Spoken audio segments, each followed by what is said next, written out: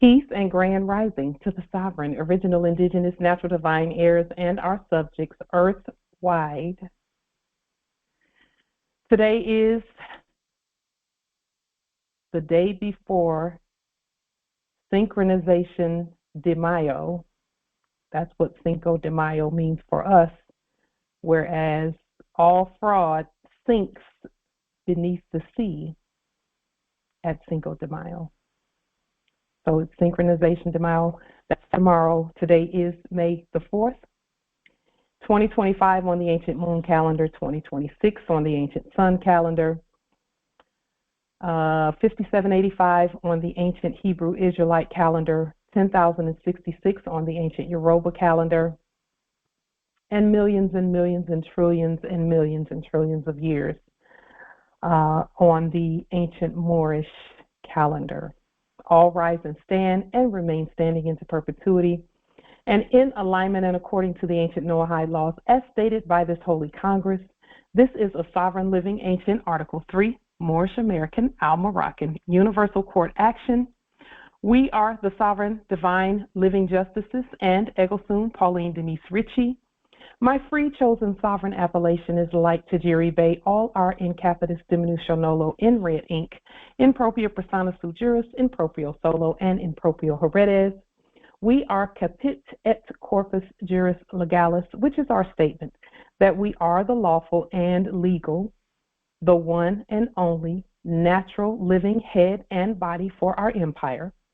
All Moors are the divine, original, indigenous, sovereign, ancient, Al-Moroccan, Moorish American ascendants of the great pharaohs of Kemet and of the ancient Moabites, Canaanites, Shemites, Israelites, Cushites, and Hittites.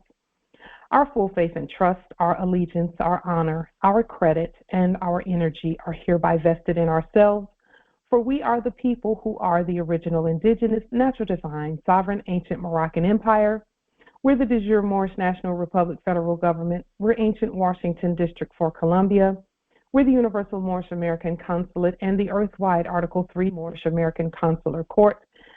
Today, we are the law as from ancient time immemorial and into perpetuity by our own sovereign status, which is the original indigenous, natural divine, sovereign, ancient Article 3 living United States District for Columbia Court. And we are the sovereign fiduciaries, original creditors, executors, divine ministers, possessors, grantors, and title trustors for all causes for action. And our system is the trustee. We are peace. We are one nation, one state, one empire, and one God. We do possess in our custody all land, all natural resources, and all commerce. We, the true, living, one and only God nation, are not at war. We never were at war. We are not at war. We are at peace, and we are peace. And we are all ancient, original, sovereign rights. We are our own rights at this time and at all points in time. Nunc pro tunc. Islam. So before we get into our topics, we will to state that this is a personal closed-door Congress due to the subject matter. So this is not a public Congress today. It is a personal Congress. Personal being that it is according to the status of the persons that we own. Our persons are living, natural, original, indigenous persons. We own them, all persons. With that being stated,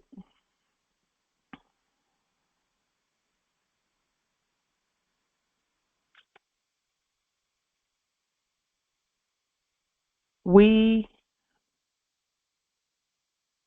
first will to thank the great Sheikh Tajiri Bey and Empress Dr. Chief for their presentment this previous Friday at the House of Reawakening Minds. The great Sheikh was indeed he was even more fiery than he's been in the past. So those who have an opportunity to see the House of Reawakening Minds from this past Friday, please take the time to do so, because it is worth it. One thing he said that really stood out with us, and this is how we know that he is tuned in to the great mind. He stated this previous Friday, that the nation is measured by the matriarch. That is how we know that he knows what he's talking about. He stated that on Moorish star date at 4:44 post meridian. Kairos is 2025, May the 2nd. That was the exact time that was stated by the great Sheikh Tajiri Bey. We honor him for, yes, indeed, Empress. We honor him for all that he has done. We see that he is well, he is well, he is well. And again, our nation rejoices because our Amir, he is, and just for the intents and purposes of this particular Congress, and the Moorish American Consulate and the Earthwide Article 3 Moorish American Consular Court. He is our Consular General. We only have one, which is he. All the other nobles are also Consular Generals who are part and parcel, of course. He is our stated National Consular General, and for that we're grateful. And that was by his own agreement. And for that, we appreciate him. And so he is our Amir as well. And again, we know we don't have a leader. We don't have a leader. We all lead together. So we're all governing with him for the things that we do. So we just will to make that statement on the public record yet again, just for clarity, Islam.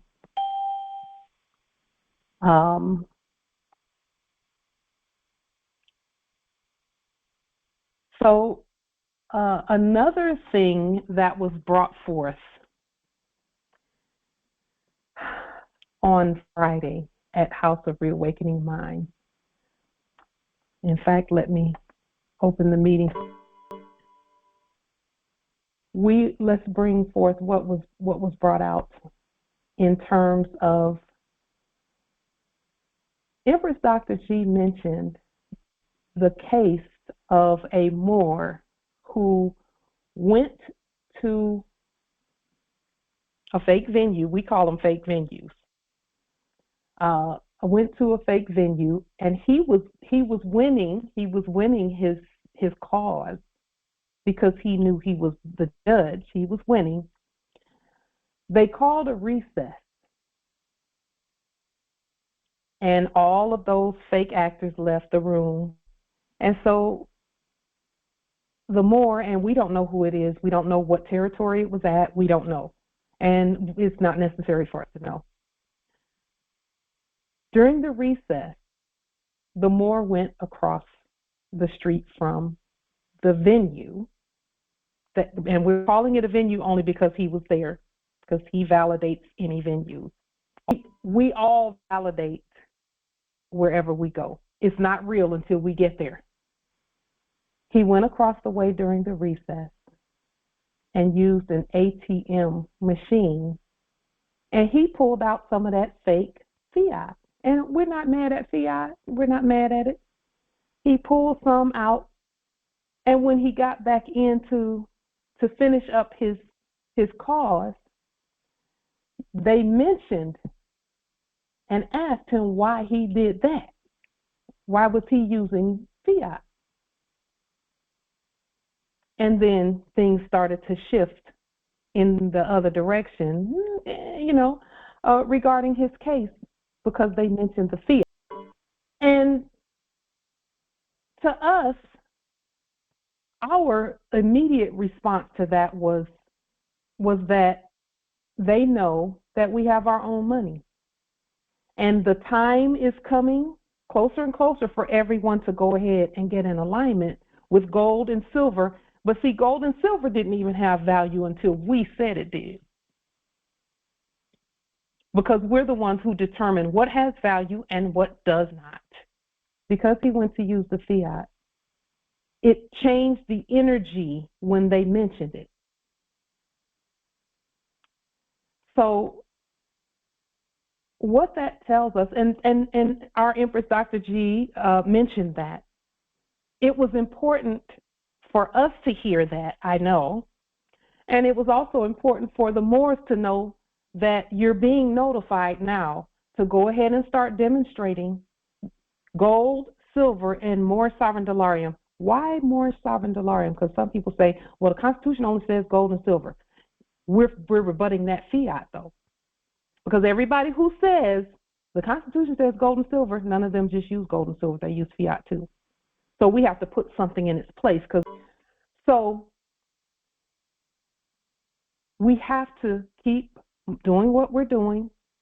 And now we're seeing that even those anyone who heard that, who may have doubted what we've been stating about our own money, it's time to start paying attention.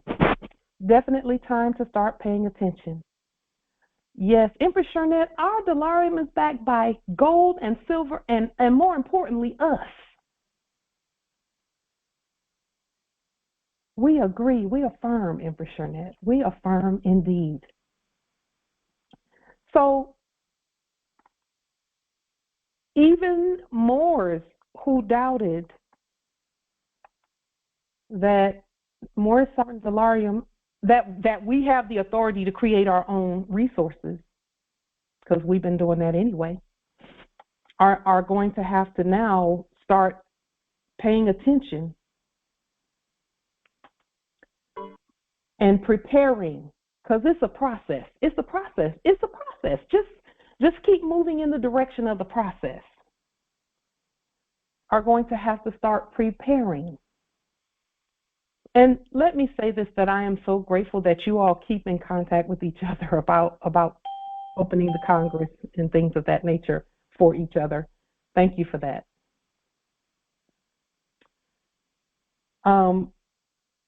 It's now time for everyone to start freeing themselves from the fiat piece. And today we're going to share some information about how yet other ways to do that. But the most important way to do it, the first way to do it, is to declare your nationality, period. That must be done. Declaring your nationality first. So now let's move quickly so that we will not be here for 5 hours like we were last week.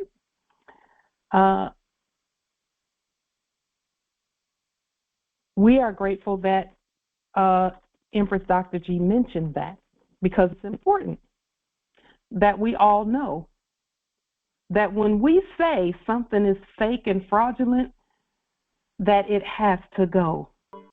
Now even the subjects are questioning the fiat. I love that. I love that. I'm so grateful that she mentioned that, because it is important.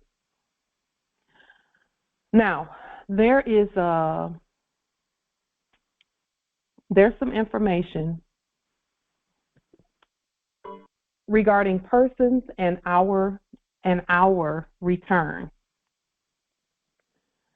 I was watching a movie just today, and in the movie it's an older movie from like the early 1900s or the mid 1900s, and in the movie, one of the subjects in the movie mentioned the fact that there is a law, a standing law, and he didn't say standing, he said from the time of Napoleon Bonaparte, that says that if a person's remains have not been identified, then they're number one, they're not declared dead. They can't be declared dead. Even if they have something there, some remains there, they can't declare them dead until they're properly identified.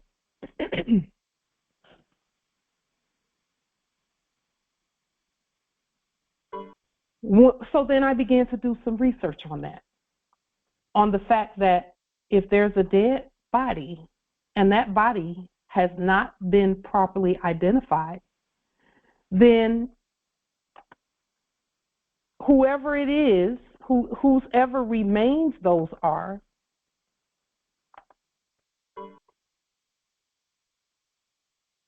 they can't be declared dead. They're considered not dead. What does that mean? Why was that so turban expanding for me? That means that our ancestors and us, Empress Shernette, that's so good. That's so good. She put in the chat that she thinks that after 7 years of not showing up, they, quote unquote, legally declare them dead. But who are you declaring dead? Have you properly identified them, though? Who? Because if you don't even know who that is, then who are you even talking about? Now think about that in terms of this previous era and all that has happened and our status. Just think about that.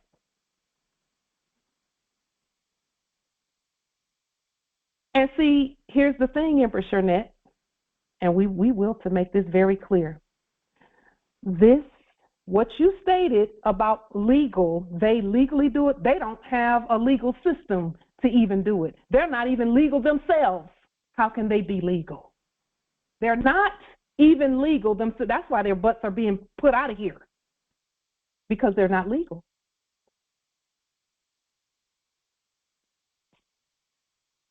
And the thing about us is we can identify anybody. All we have to do is say, what is your name? And when they say it, we say, okay, your name is so-and-so. We did it. We did a court action just this week, just like that. So they're not legal. They can't. This is what this means for us. Let me just go ahead and get to the point. What this means for us, number one, is that they never properly identified our ancestors' remains, because there were no remains from our ancestors for them to even identify. And even if they attempted to identify our ancestors' remains, they couldn't do it properly anyway. So that means our ancestors were never declared dead, and neither were we. Neither were we. Remains, I looked up that word, and it means a whole plethora of things. We get to choose what it means. Empress Shasha says they cannot identify anyone or anything, so again, void ab initio. Yes. Now, what does that mean also for the things that we've been doing, and why did we put all of that stuff on the public record? Because that's really important. Why was it necessary for us to properly identify ourselves on the public record and then get identifications that do so too? Why was that important? Islam, Empress. Islam, because that's a declaration that we are living. Yes. Yes. And so that proper identification, which removes the fiction, the fraud, whatever that really wasn't there. But like you always state, there you cannot leave a void, because in truth, everything they did was void ab initio, void being the operative word. So then once we declare our nationalities, put everything on the public record, the void has been filled with the truth and the living. Yes. That also means, thank you, Rashasha, that also means that what they do declare, though, is that someone is absent.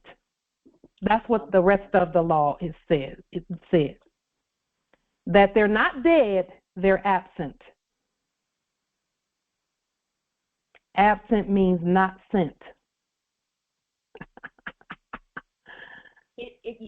Islam, it also means not in a certain place, not in a particular jurisdiction, which means there, Yes. we were never in that jurisdiction. Yes.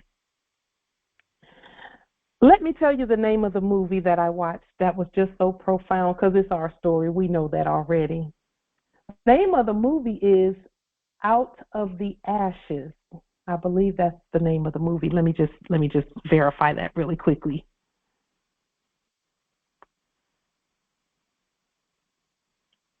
The name of the movie is Return from the Ashes.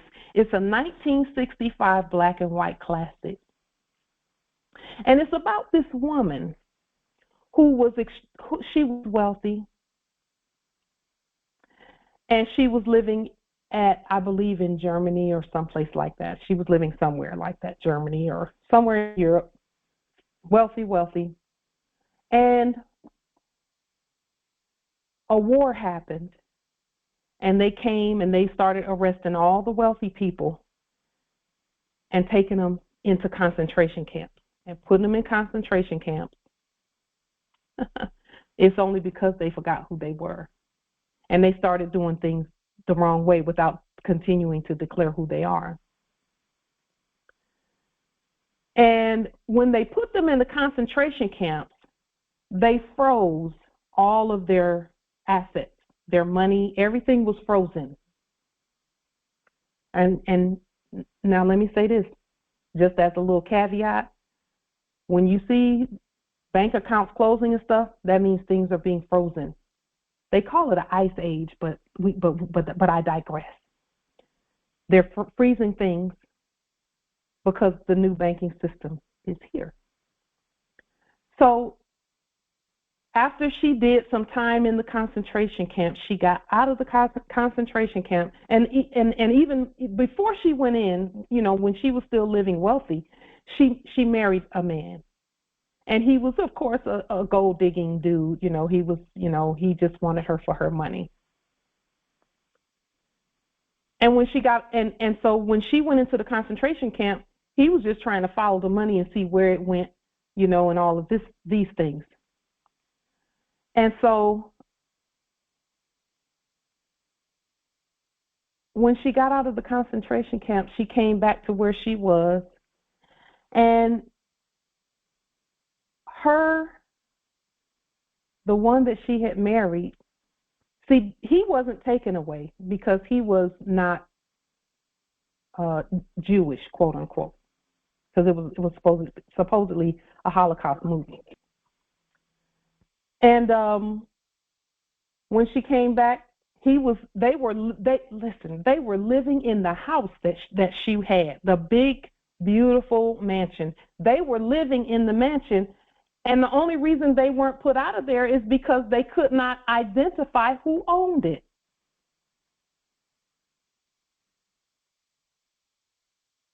And her own stepdaughter was living in the mansion with her husband, and they were, doing whatever they did, trying to find a way to inherit the house. They kept trying, but they weren't the right people. Bloodline wise, they were not the right people. Because even though they took and put her in a concentration camp, they still couldn't just do away with her wealth, so it sat there. So they said, okay, it's abandoned. Y'all can stay in it as long as no one, the rightful owner, doesn't come forth, because the records never changed. The records never changed. All the money that she had in the bank was still there. Still there. It was just frozen until the rightful one came back and claimed it. So she quietly made her way back to where she was, and she connected with an old friend. And he helped her to just kind of get herself together, and so that she could see what was going on. And so she ran into her husband, but she had colored her hair, and he didn't recognize her. He said, you look a lot like her, but I know she's dead. She passed away in a concentration camp. But what her husband wanted her to do was pretend to be her own self so that they could claim the house and all the money in the bank. And that was when, as he was telling her this plan of how, you know, hey, if you pretend to be my wife, then we can get all this money because my wife has millions in the bank. And then he said, he's the one who said that a person whose remains have not been identified cannot be declared dead. And he called it an old barbaric law. You know, whenever they use the terms barbaric and there's another term that they use, barbarous, barbaric, whenever they say that, they're kind of pointing to the Moors and our wealth. And I'll let you see the rest of the movie because it was a really good movie. It's 1965 classic called Return from the Ashes. It's on YouTube. But Islam, can you open the meeting? He got booted out. Islam. Sure. But what I realized was that, number one, that's our story. Number two, all that had to happen was for her to come back and say she's alive. And she had to do that in writing to the different, you know, the bank and this and that, you know, and claim and court and all of that. Do you all realize that we have done just that already?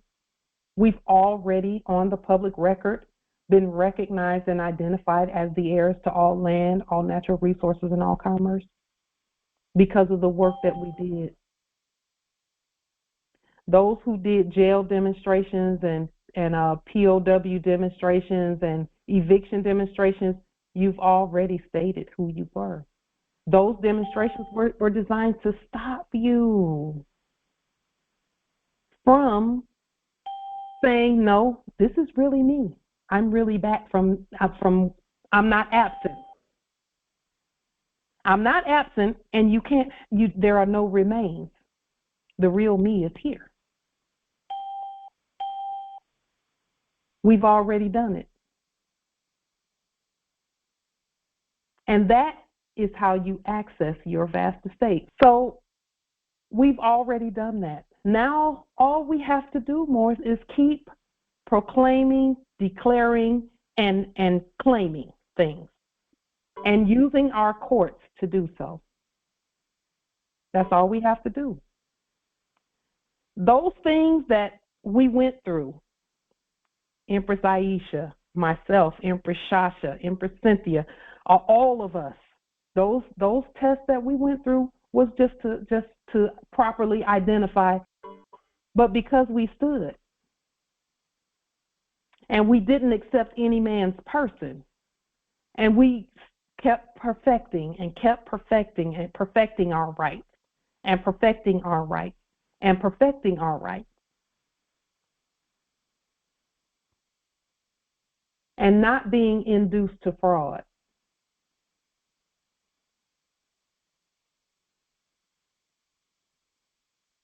We've come back, and again, we were never gone anywhere. We just forgot who we were.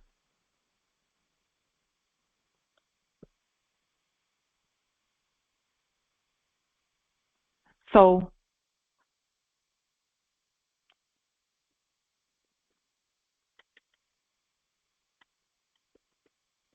there are no remains for us because we live. There's no need for remains. Remains also means remnant, so there's duality there.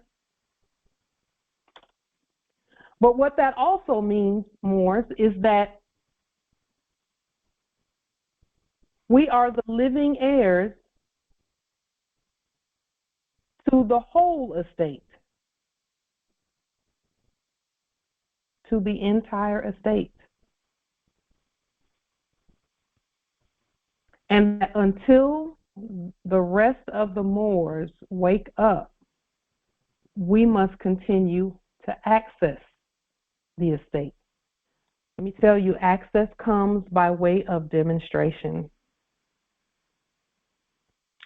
And we've done that. Access comes by demonstration. And we've done that.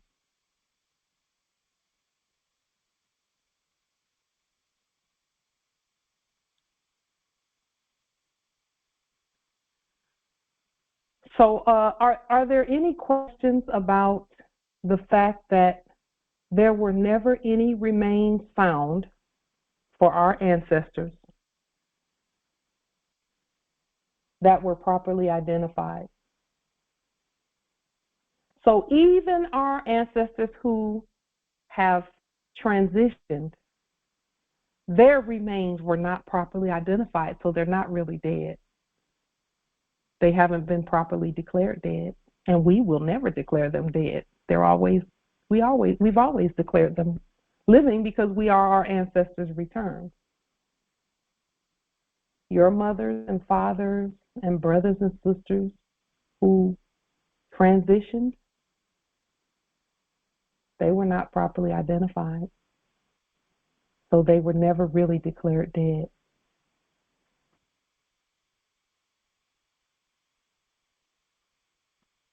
Those of you who've lost loved ones, those of us who've lost loved ones, and they were not lost. That's the thing. We have to stop using that term too. They were never lost.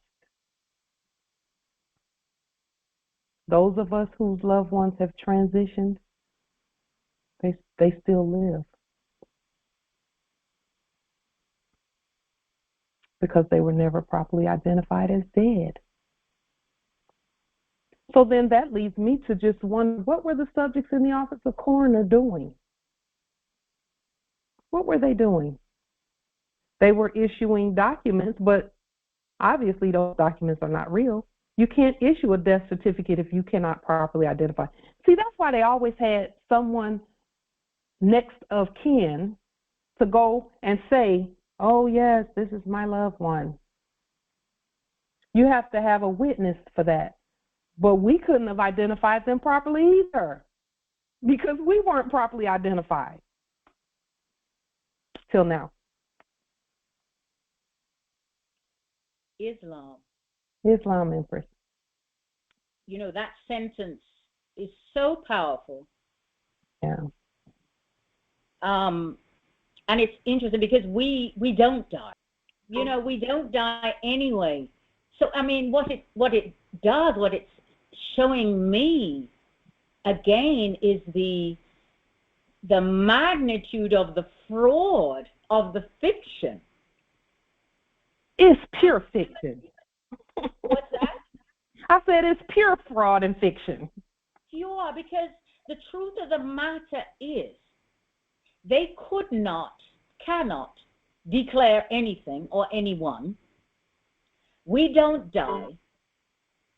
We continue to live. The ancestors are living, as you stated, because we live.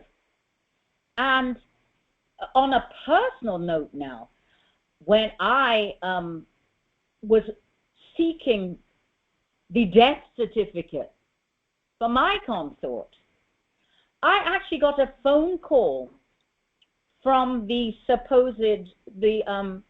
RGD, as they are called, but the subjects in the Office of Register General, informing me there is no death certificate. As far as they're concerned, he's still walking on the earth.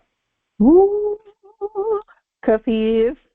Because he is. But looking at it from this perspective now, that's the absolute truth. Yes. It's the absolute truth. It's the law. I mean, it's the law. And so even as it appeared that they weren't doing their job, and nobody could declare because nobody's ever asked me a question anyway about what happened, because they couldn't anyway. They couldn't. You know, because I was the only witness. But it's just so enlightening. It's so transparent when we know and clear, when we know how to read, when we know the law, when we know who we are. And we are not absent. And we are not absent, because to be absent, in this case, with your mind, your mentality must be absent. I think that's really the beginning of it. Yeah. That's the mind, the knowledge, and it's just so wow. And that movie from that movie, again, what I was saying, from 65, which again illustrates and shows how long. Yes. Long, I mean, and we know, you know, our Grand Sheik has been teaching this, but how long they've been, it's been being broadcast. Yes. Everybody knows. That's the thing. Everybody knows. This is, let me just say this. The one down the way that was previously acting as police and school teachers, acting as babysitters, they all knew. They did. I always said they knew. And don't think Becky down the street didn't know. Don't think she didn't know. Her and her parents, they knew. Everybody knew. We're not mad at them, by the way. Why would we? That would be. It wasn't their job to keep our stuff, you know, to keep our knowledge flowing from generation to generation between us. And that is absolute. That's the crux of the not their problem. That's the truth. It was never their problem. Their problem was us waking up. That's it. That was it. Well, hello. Yeah. That was it. It's not their problem, so don't be mad at them. How about we keep telling our own story? And that's absolutely this. You have a voice. We have a voice. We have the word. We have the law. We are it. And keep our own records. And keep our own records. And publish our own stuff. Yep. Well, that's it. That's everything. That's why the 40 documents. That's why nationality. That's why all of that. Liens, levies, and bonds. That's why. Because we are our own publisher. We are our own everything. We are our own savior. That's it. And the Christ for everybody, the whole world, all subjects. Absolutely. We are their Yeshua. Yes, you are. You look, when you break that down, yes, you are. Yes. Yes, you are. Every Hebrew word for the Christ says, yes, you are, and Yahweh, which means your way. Yeah. And Yahweh Shia, that means you know how to do it too. I have goosebumps because, again, we have forward to the word, to the sound, to how you sounding? Yes. Yep. Are you insane? Since the word sane means sound, are you hearing the sound from within, or are you listening to the stuff from outside of you? That's it. And that's really the key. And that's why when you are in their venue or faced with them, their first thing, when we are stating the word, their first thing to say is, you're insane. Even Yeah. at that point, they're speaking Yeah. the truth. Yes. Oh, We could literally, if we were going to go to those, we could literally, if we were going to go to a fake court, we would literally be able to say, I am insane. yeah. I'm speaking from. And they'll be like, okay, you can go.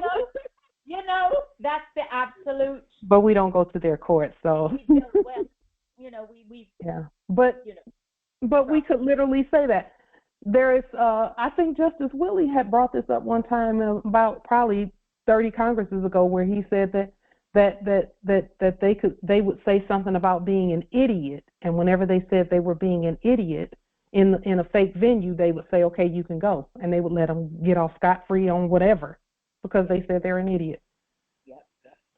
I would never say that because that's not true for us. We hear sound from within. We hear from within. We don't. So, but we don't go to the fake court. We just hold court ourselves all the time.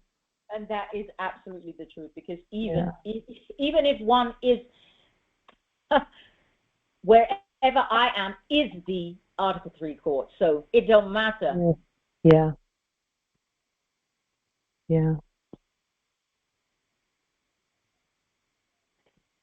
Chuckle, I tell you, I yield. It's now that we know that. Did you know that a death certificate is actually proof of life for us? In terms of that, just means we've transitioned to eternal life on the other side, but we have eternal life here too, so we don't need a death certificate here. Right. Because we live forever, even in these bodies. And we at our will. At our will, exactly. Yeah. We did the death certificate for the U.S. Corporation. Yeah.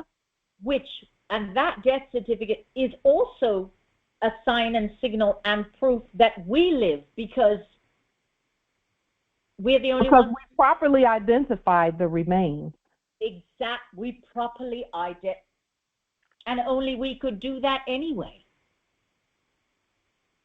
We did that. I mean, seriously, I'm chuckling inside, because it really, it's so powerful, and at the same time, it's so simple. It's so simple and common. If we just think for a minute, we'll have it. And we got it already. And we have it. We got it, yeah. That's why our prophet said what he said. Prophet Noble Ali said, if I can just get you to think. Think. You free yourself. Think. And then I'm looking at think, excuse the doggy, think, thought, and ink. Yes. And ink is also what you write with. Well, that's why I said, that's exactly why, because I saw the think as the ink, yes. which we write the affidavits, but the thought must come first before any of it. Yes. Yeah. Woo. We live. Nous qui vivons. We live. Yes. So let's move forward with our topics. Empress Ravana brought some things, and this is why these things that we're going to speak about now is why this is a personal and closed Congress. One of the things is Empress Ravana has asked that we add to our agenda a way to deposit, and we talked about this before, but I told her I would put it on the agenda, and I'm keeping my word to her. Empress Ravana has asked that we add to our agenda a way to deposit into our bank accounts the trust money that we receive from our natural resources, such as salt water, minerals, and herbs, etc. So all of the things that we all produce.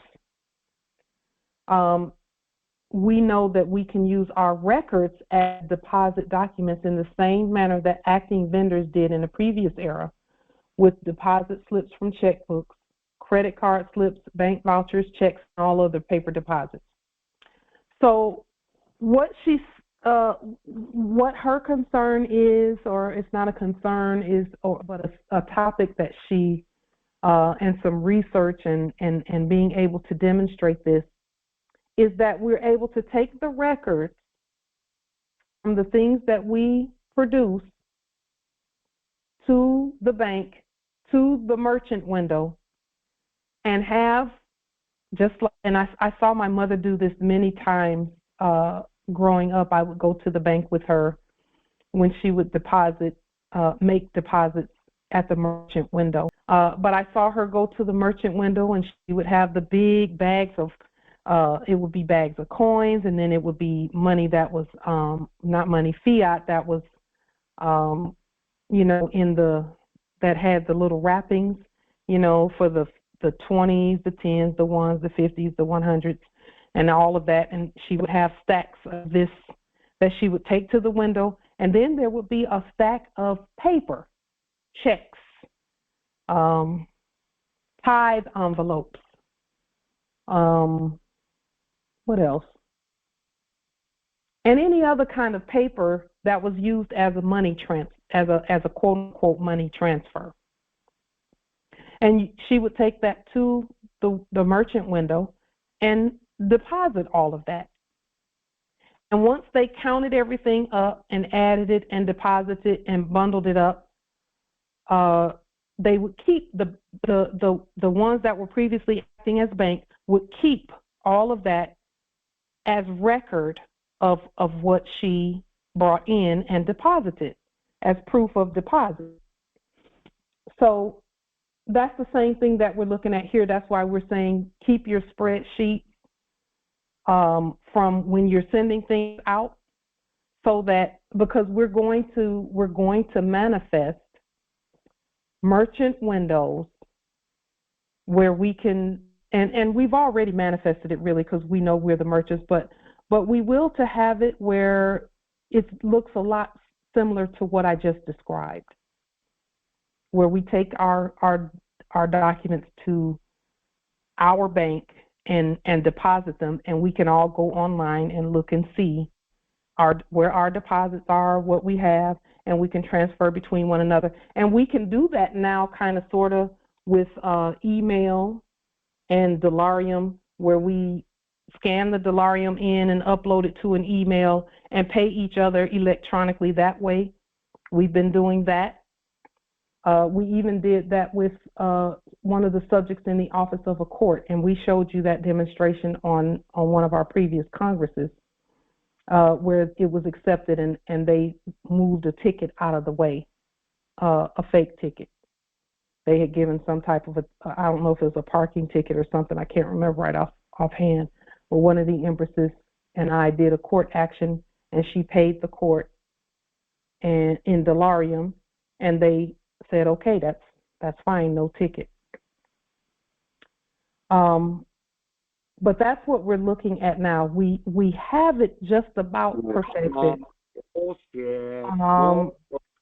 We have it just about perfected because we can upload to email and send it back and forth to each other. And we can also mail Dolarium back and forth to each other. And we can mail products back and forth to each other.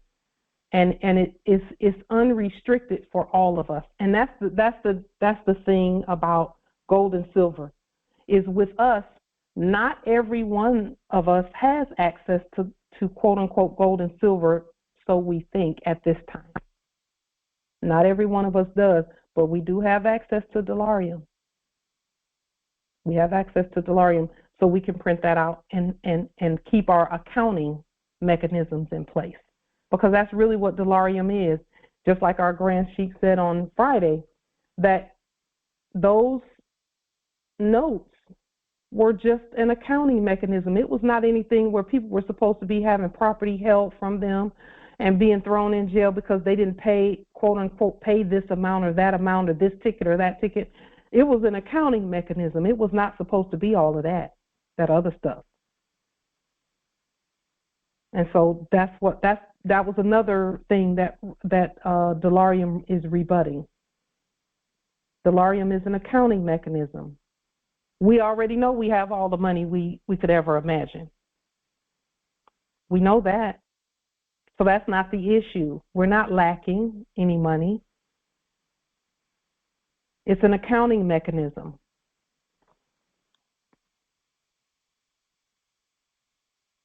So we can do all of these things with Delarium. But one thing that I also thought about as well with this is that with each product that we give to one another or exchange with one another, we can always create a deposit slip from that sale, from that exchange, that trade. We can create deposit slips for that. And then keep a stack of them so that when it's time to deposit them into our bank, we have them there. So any of this, you know, the processes are easy. We already know how to do them. Any one of us can create a deposit slip. You know how when you had a check, in the back of the checkbook was a stack of deposit slips that you could fill out and deposit money into your account. Same thing. We can just create deposit slips from the sales that we get and then deposit it into our bank. And then be able to use that with each other and out on the land to obtain any of the things that we will to have. So are there any questions, comments, wisdom with regard to this process? It's already doable. It's very simple. We could even do it now. The only thing that everyone is accustomed to, that we are still manifesting, is a place where everybody can go online to see your account and I can transfer between and see. I can't even say we can't do that because we can. We have Google Sheets. Everyone has a Google account. And those who don't, if you even have an email, you can still transfer money back and forth to each other for products. So we really have everything. We really have everything already. All we have to do is continue using them. Another one of the personal affairs, and this one is actually more, are there any questions and comments about anything that we've stated thus far? Questions, comments, wisdom, before we move to this next topic really quickly. We just will to put those things out there. We've already been talking about a lot of this anyway. Angela Makbade, good day, matriarch. Grand Rising. So my question was about what would a full exchange, the process of the documents we would create for a full exchange. So, for example, you send some salt to us in Canaanland. What would your record be? All the documents that you would create for that record, for an exchange, for example. And so that's what my question is about. So one of the documents that is created is we add. Well, first we acknowledge your request to have the product, and the way that that's acknowledged is by us receiving your address, the name that you own, so that we can send it to you. That is the first indication that a record is being made to send something out. Because with that, with the address and the name that you own to send it to, that means that there was a request generated somewhere for the product. Then we add that to our spreadsheet, and then we we prepare the product to send to you. And then what we do is we create a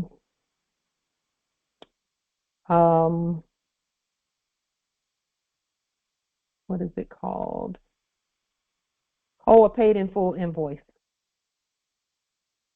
A paid in full invoice. So when we're going to send you the salt, we're telling you already that it's paid for in full, so you don't have to like go in and try and do a bunch of things, because we've been pulling from the trust by way of your request. It is by your word and your request and you giving us the information that says, yes, you can pull from the trust to get this paid for. And then when we create the paid in full receipt, the paid in full receipt is also a deposit slip for us. That means that you paid and we can deposit that into the bank.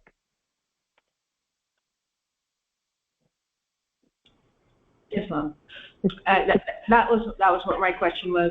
Was the invoice different than the deposit slip? So that was the clarity. Yep. Gratitude. It's very simple.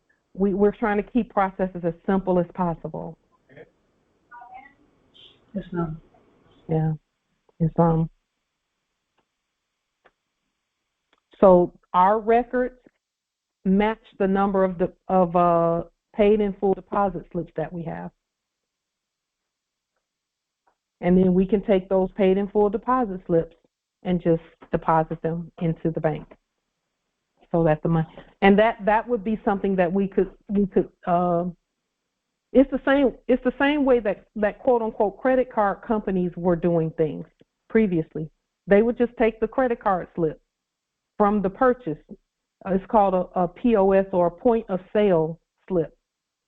And remember when they used to put the credit card in this little machine and make a carbon copy? They would slide it back and forth and make a carbon copy. And then the vendors would take all of those slips that they had at the end of the week.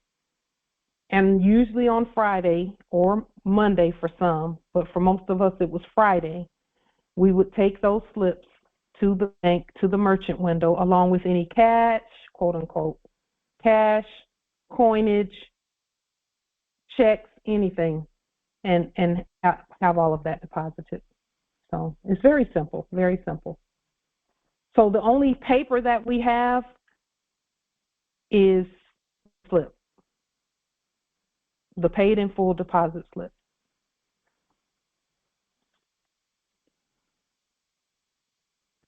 And so that kind of speaks to what Empress Ravana was talking about, and we kind of talked it through ourselves as well, just to present.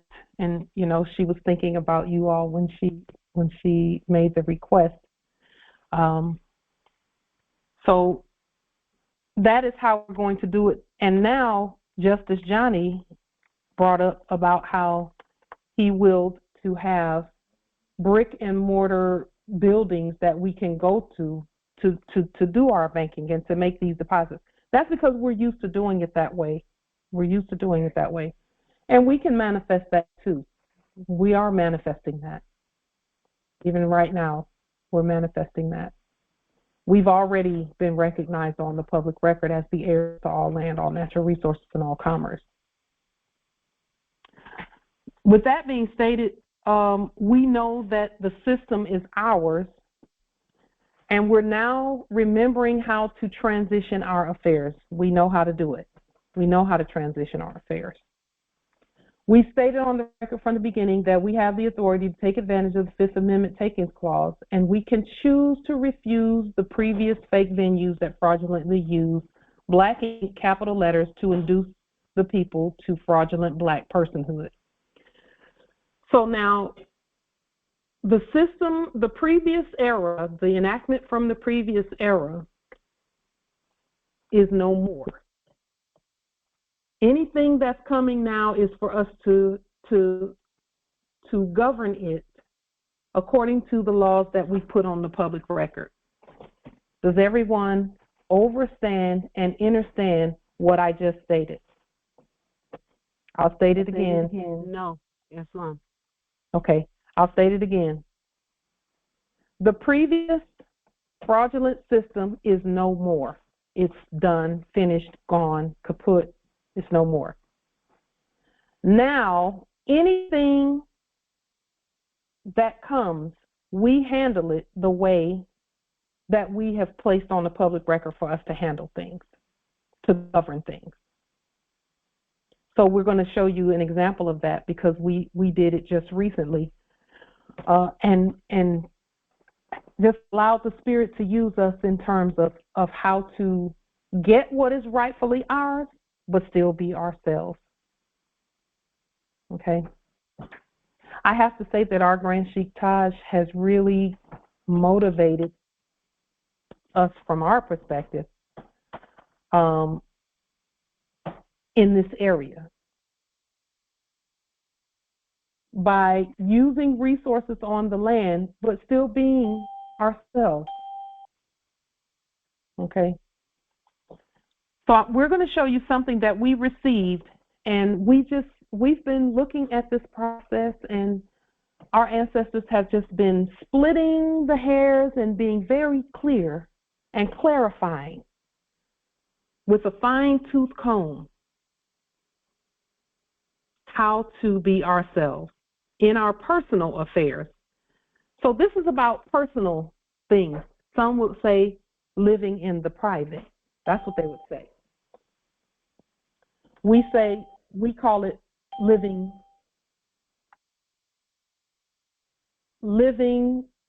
using our person. Okay? In our personal affairs, we choose which activities we apply the Fifth Amendment takings law to. So what does that mean? That means that anytime you see capital letters, it's not according to the previous system anymore. It's not according to them being able, actors and all, previous actors being able to just say and do whatever they want to say and do. No, it's none of that. That system, that's done. That's finished. We've moved past that. So now, whenever you see capital letters and black ink and things of that nature, we use our system to govern whatever it is. So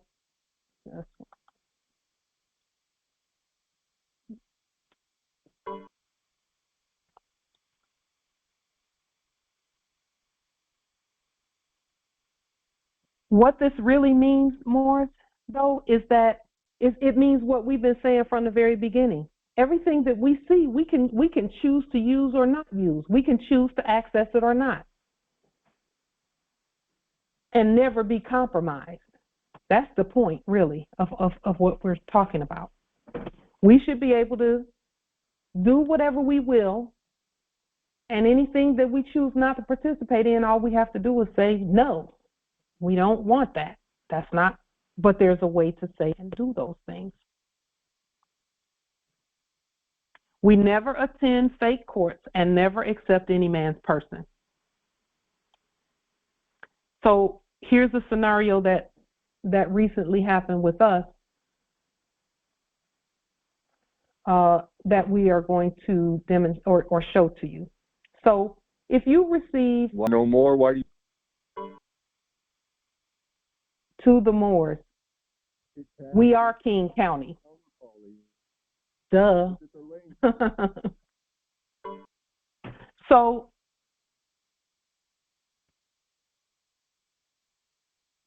if you receive a check from the United States Treasury with an all capitalized name on it, how would you handle this? What is the step-by-step process for us, knowing that we are the bank receiving a payment due to us? We know it's due. For example, I'll say, for example, any kind of check, really. If you received a check, how would you handle it?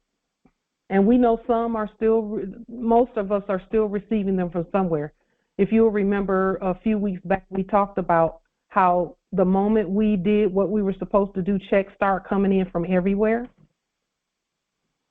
So that was just the ancestors saying, figure out how to deal with this. You don't have to reject what's yours, but you do have to be yourself. You cannot capitulate. So let's just show you an example. This is a copy of an actual check that came. It's dated, and you'll see right up here in this, and we removed some of the information from it. It's dated May the 1st, 2025. That's what this is right here. That's the date. Okay. So we know that it's due. It says what it's for here. It says VA compensation for the month of April that came on May the 1st. So can anyone state how you would have handled this right here? Had you received it, how would you have handled it? Islam. Rewrite it. So,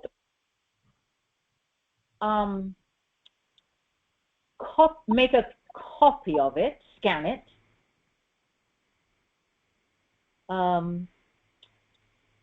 I think the first thing would be to revenue it, to scan it and bring it into our jurisdiction.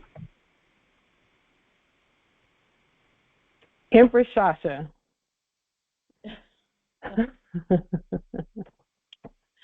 That is brilliant, but let me clarify some things.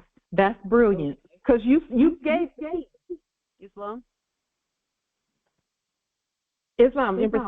Go ahead. Before you give us the answer, I want to get a shot at this too. Yes. In addition to what Empress just said, wouldn't we lien, levy, and bond the issuer of this document? Come on, Congress. Come on now. Islam, would they not have been lien, levied, and bonded already? They were receiving them anyway. So yes, I mean, already that they would have already been dealt with in that fashion. Oh yes.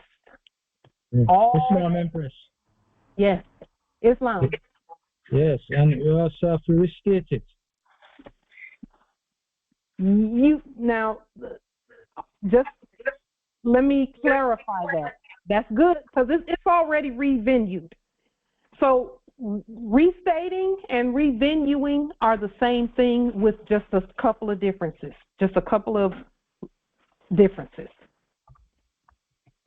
You restate something when it has never been brought into the proper venue.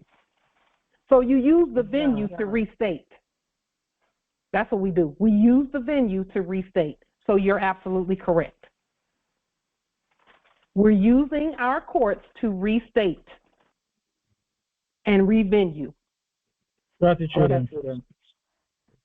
So, just go ahead, Nobility.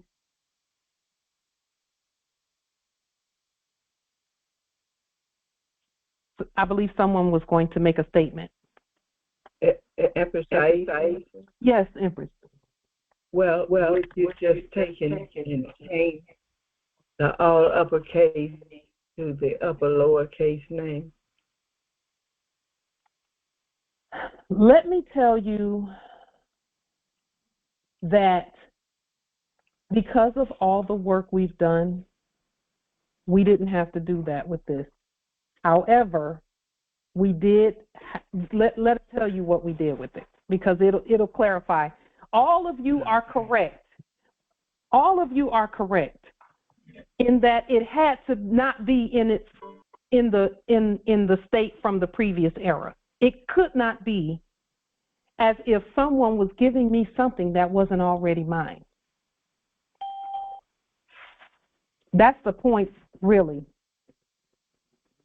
But we had to put all of our documentation on the public record first.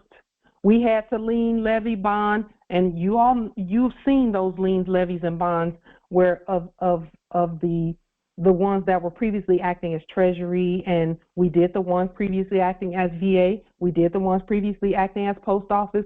So every one of the actors in this scenario were removed and put in their proper place. Every one of them. And when we do that, and that's the purpose of all the work that we've been doing, is when we put everybody in their proper place, things get easier. Things get easier. We did lien, levy, and bond on the Treasury, and I'll say the Treasury because the bond was the real Treasury. We did that already. That restated everything properly. We did lien, levy, and bond on the quote-unquote VA, or the Veterans Administration, actually, the Veterans Ministry. You all have seen that as well. In our banking even, you've seen that. So what we did was we did not run it through our bank account. What we did was we endorsed it over to my consort. That's what I did. I endorsed it over to my consort, and of course, all rights perfected at all times. But I could have endorsed it and taken a photo of it and had it go into my account as well. But because I have the $10 million instrument, which is proof of funds, now that is my account instead of the other one. Instead of the one that I signed on to where we showed you the $10 million coming in and all of that. So I endorsed it to my consort and had him to do whatever he was going to do with it, deposit it into his account. But again, I could have done the same thing and not reserved, but perfected all rights at all times into my own account. But a lot of Moors don't have those old accounts anymore, and mine is not an old account either. It's already been lien, levied, and bonded as well. So because all of that work was done previously, I had no problem, and there was nothing in my mind that said I was compromising by endorsing it to him and having him deposit it, which I could have done that as well. Okay. So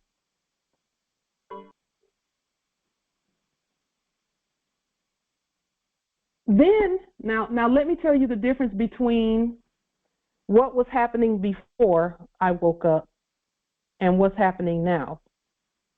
Before I woke up, it was as if someone was giving me something that wasn't already mine because they had control over it. But if you look on this check, you'll see something that says canceled May 3rd. And it's on there really 3 times because I canceled it on the back as well. The difference is because I'm the bank. Remember in the past, whenever we would write a check to a vendor, the vendor would, accept the check and take the check to the bank and deposit the check in the bank. And then after the bank did whatever, the quote-unquote bank did whatever they were going to do, they would then cancel, stamp it cancel, and send it back to whoever wrote the check first, right? Because whoever wrote the check first, they received a stack of checks from the bank. So the bank was being the creditor. Okay. Well, now I cancel those checks. I'm the one who's doing the banking portion of that, canceling them. So I have my canceled stamp, and every time we process one, I take it and then I cancel it, stamp it canceled, and record that and put it in my into the bank's record. So it is now a bank record, but I'm the one doing the canceling. Whereas in the previous era, the quote-unquote banks were canceling checks and then bundling those checks up and putting them on the stock market and then just sending what was the remains back to the person, whoever it was.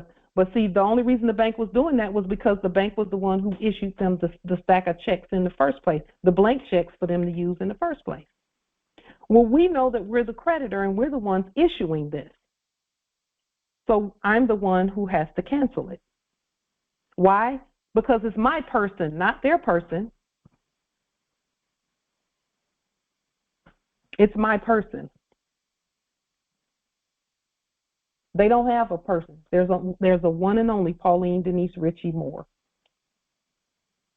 And I am the owner of that person. Based on the fiduciary document that we sent years ago. Years ago.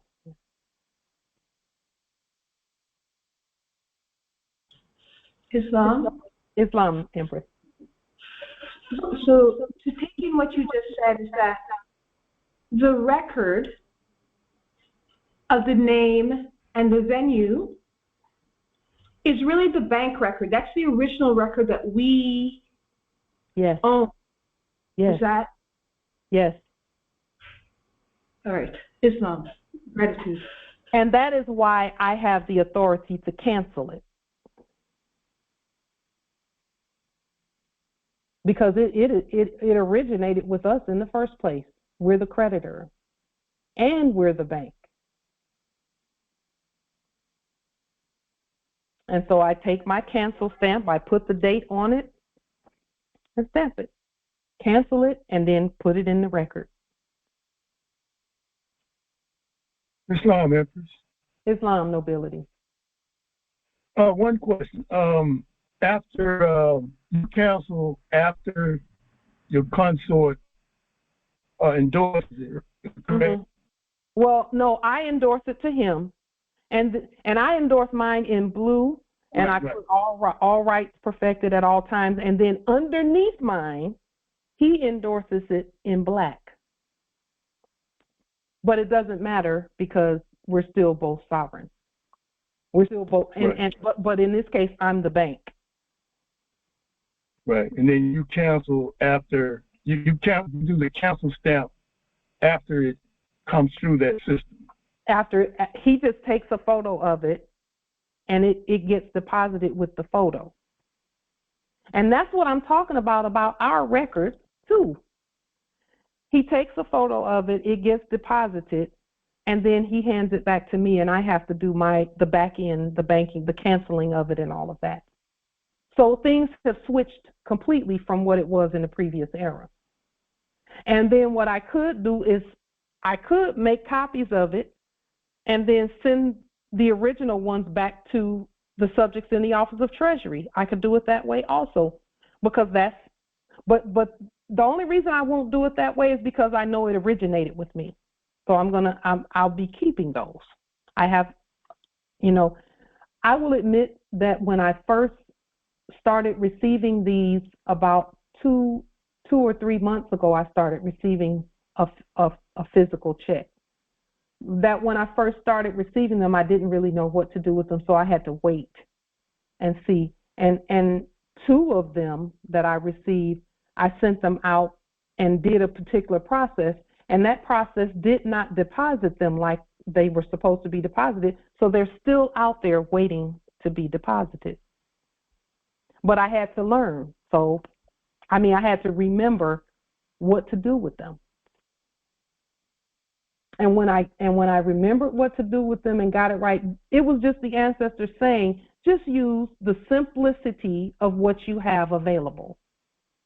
Because you've done all the background work. You're already the bank. You're the creditor. All of that is on the public record. Everybody knows where everything originates from.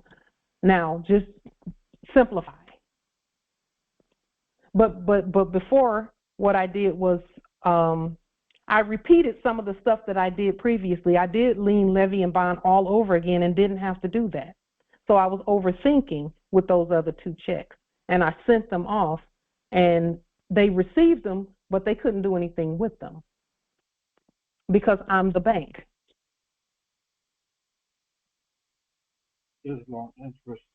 And see, most people would freak out if 2 checks for that amount just got missing, so to speak. They're not missing. I know where they are, but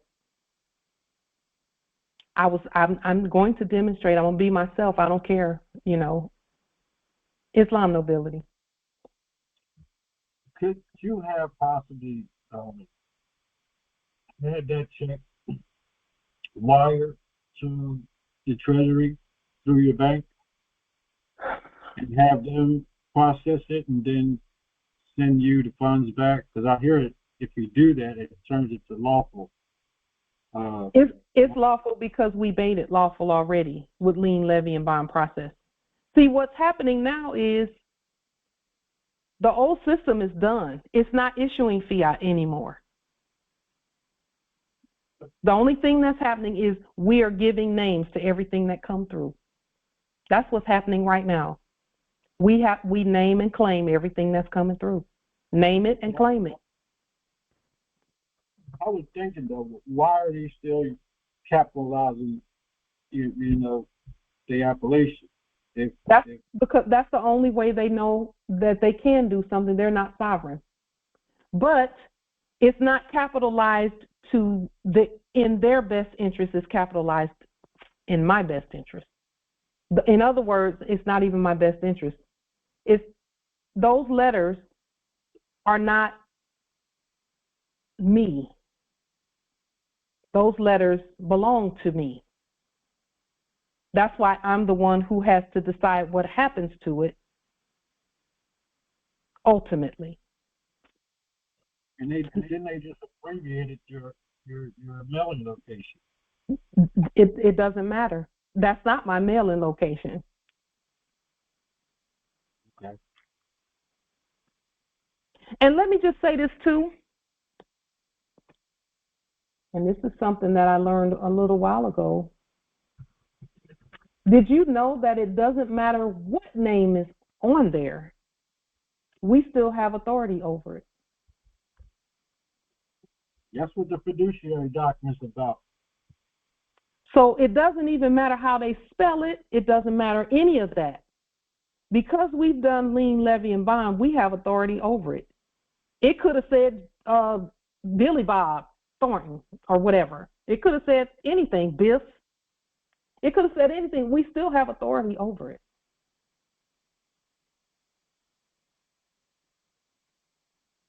But see, the difference being is now we know who we are. We are the ones who put the system in place. We're the ones who said on the fiduciary document that it doesn't matter what lettering is used, we're still the lords over it.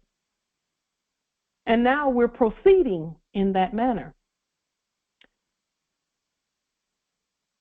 So, I feel like it's this thing. Speak up just a little bit. You're muffled a little, nobility. And okay, if they're subject to us, shouldn't they be abiding by our rules or regulations to the way things should be done? What do you mean if? They're subjects to us now. Say again? They're supposed to be subjects to us now, so they should be doing things the way we are commanding it to be done, you know? They are. They are doing it the way we're commanding it to be done. Let me explain that. What we said is they're not sovereign. So they can't write like sovereign. They can't write like sovereign. Not speaking to us. Not at all, actually. This is a system-generated document now. It's not coming from now, and this is really the crux of the matter. When you look at that, is it signed by a system or is it signed by a person or people? Look at the signature. Does that look like a wet ink signature, like what they used to have? No. It's not. It's a system. We told them, get out the way, let us deal with our system.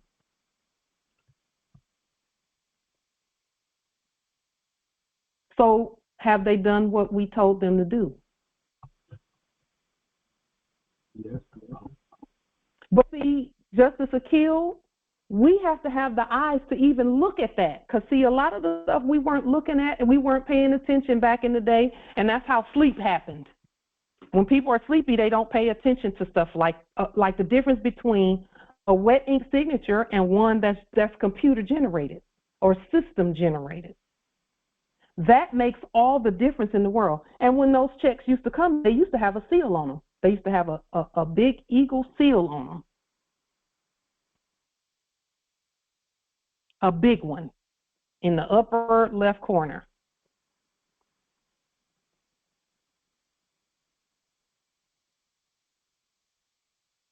You see the difference, Justice Akil, how subtle that one difference makes all the difference.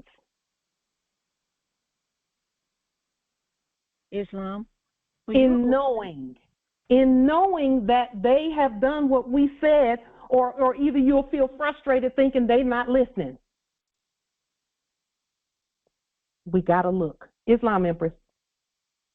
Would you open for, I'm on my phone, but I'd rather be on my computer. I can hear better. I'm not sure if it's open. Islam Empress.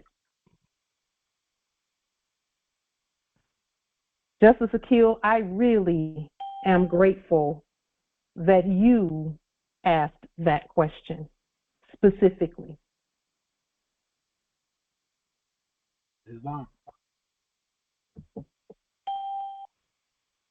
Because that is going to answer that question for everyone. Aren't they supposed to be doing what we said for them to do? They already did it. It's already done. See, now we're not at war. We're not at war.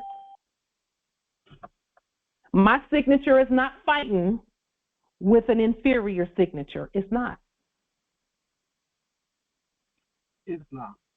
Islam nobility. Okay, so in our case, where we want to have, we may not be able to start it over. You're fading in and out, nobility, for some reason. If you could get really close to your speaking mechanism. Can you hear me? Is that better? It's better. How does it work if we don't have someone to sign the check over to? Then how do we handle that? The ancestors would have allowed me to deposit it into my account, because I could have done that. But since I have the $10 million instrument, now I can use that to do whatever I need instead of this. The ancestors will always make it so that there is a way because of our will. They would have never left you out there hanging. Never. They would have never left you hanging. There never would have been a time where you got a check or whatever and didn't have a way to use the resources, especially when you can see. Now, Justice Akil, let me say this too.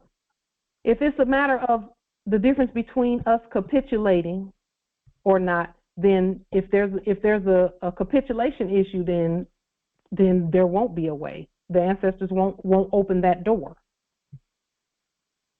But because they know you and I and us and we do not capitulate, that's why the doors are opening.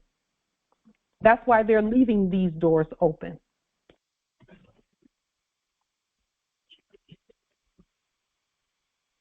This is all a part of the transition.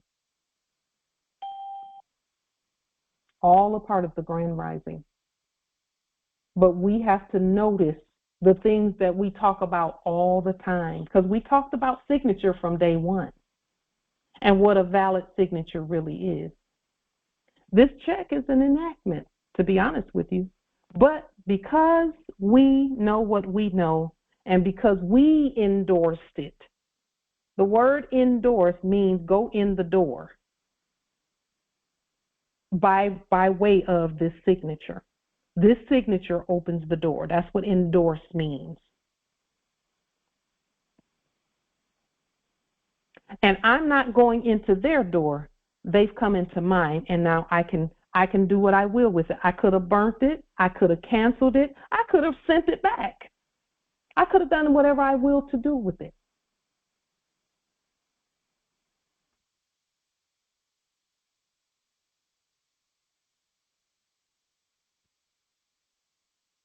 But that's because the ancestors know we're going to look at it, and not ever will we think capitulate. We just think, okay, what do we do with this? Well, let's look at our processes. We said we lien, levy, bond. Okay, we've lien, levy, and bond until the sky turns sunny blue. So now what's next? Okay, well, then I start saying to myself, how do we will to handle it? And then we write a process. That's what we've been doing. You are so fucking It's just writing a process. Too fucking full of shit. We just write a process. And we know that you have to give the check to Raymond. Right there, that those types of instruments right there, they'll come and they'll come and they'll go and they'll come and they'll come. They'll come forever if we say come forever. Meanwhile, we're continuing to grow and stand, and we have 10 million here and 100 million here and 300 million here and all of that.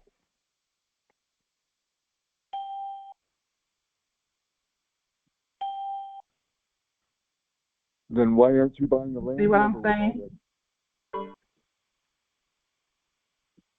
This is what transition looks like. Some of that. We have resources coming from everywhere as we put the processes in place. No. As we put the processes in place for our system, the ancestors are saying, okay, what to do with this, what to do with this. Okay, this is what we should have been doing in the previous era anyway. Okay.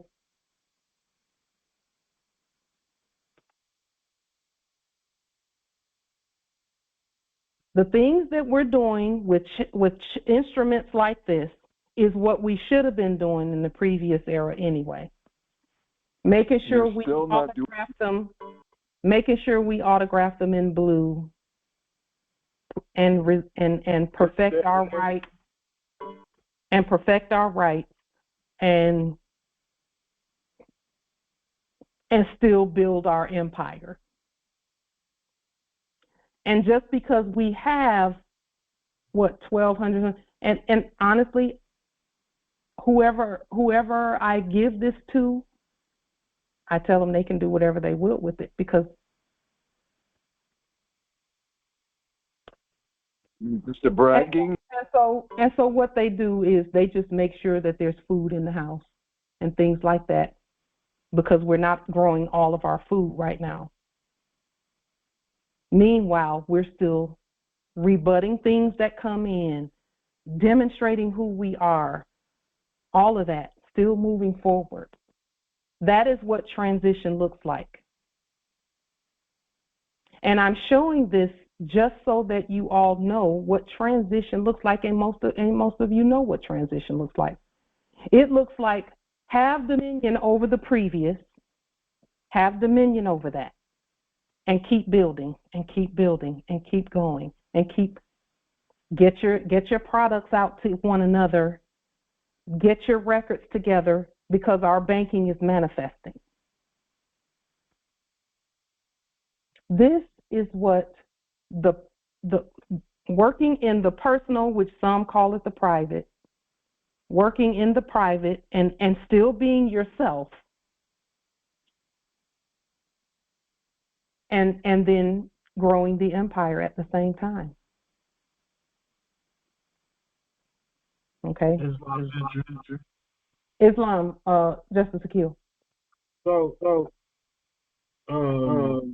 when it comes to the cash, the check, will that'll be a fiat for the one that you issued it to? Ask the question again, because you blinked in and out. Is he blinking in and out for anyone else, or is it just me? Yes. No, it might be my connection. Okay, I just want to make sure. Nah, because my connection is a metered connection. Okay. It's Wi-Fi connected. Okay. I was just asking. Ask again. What was the question, Nobility? Yeah. Since you issued it to someone else, they can cash it as fiat. What they did was, no, not fiat. No. So let me tell you what's happening with that. The system is telling people who come into a quote unquote bank that they can't be pulling fiat out. Are you aware of that? Oh, I don't know. I haven't had a bank account, so I don't know. Okay. So what's happening is that, okay, so people who had, they have 60,000, they got 150,000 in there. They go in and they want to pull out $3,000, quote unquote fiat dollars. When they want to pull it out, the bank will say, "What do you need it for?"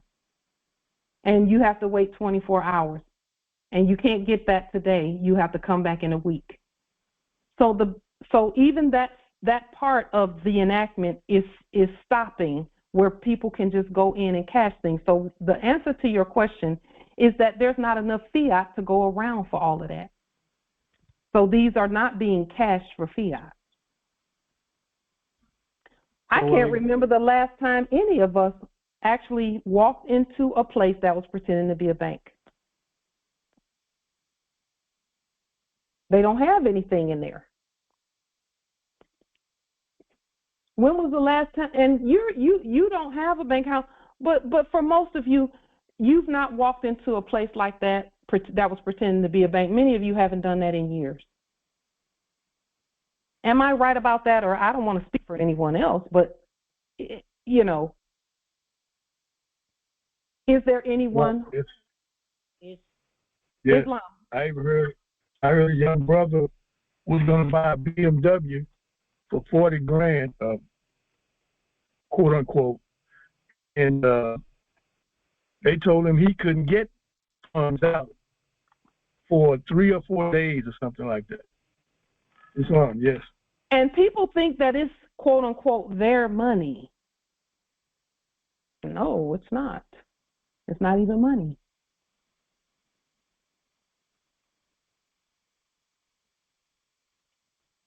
And then all you got to do Islam, Justice Anthony and Empress Shasha.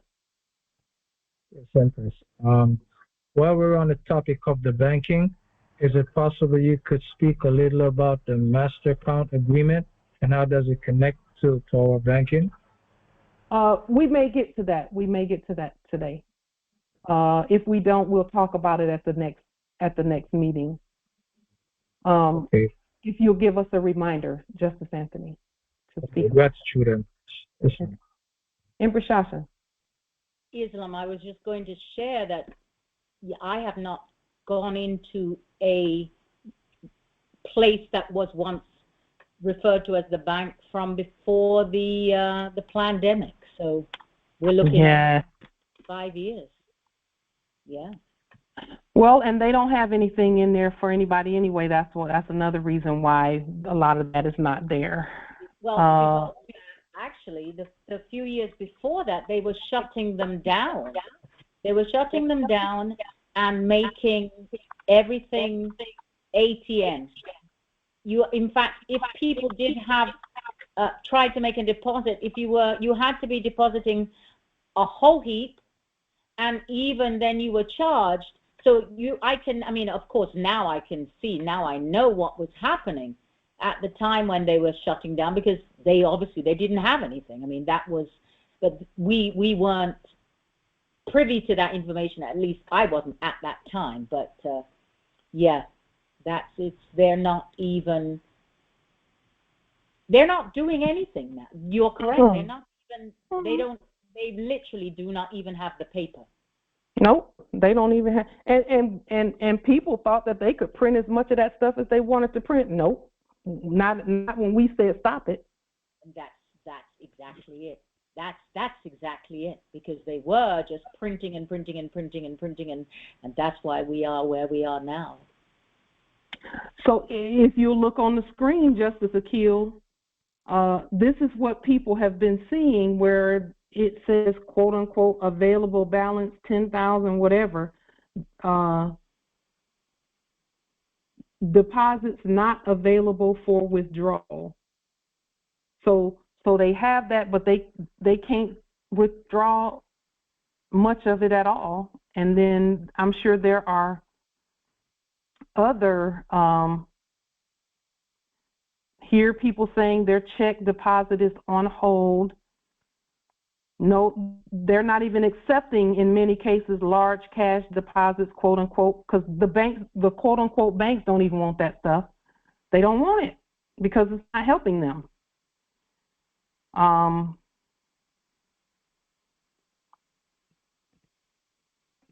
Islam. Here it is. Chase Bank is down. ATM deposits not showing. That was a year ago. Why wasn't that all over the place? You know, some people still don't know that a lot of that stuff is already done and finished. Islam nobility. Greetings. Greetings. So I have a question for a friend. So if my friend's balance says 200,000, he really don't have that. You say his bank account he has a bank account with Chase or with Bank of America.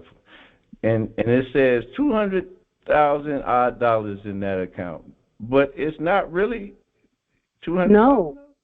Oh, let me call him and let him know. No, it's not. Here's the thing. But you got to remember that even those who were previously issuing that, if he has not corrected the status of the account, then no, he doesn't have it.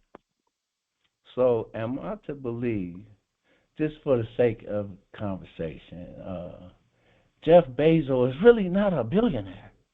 He's a billion in debt.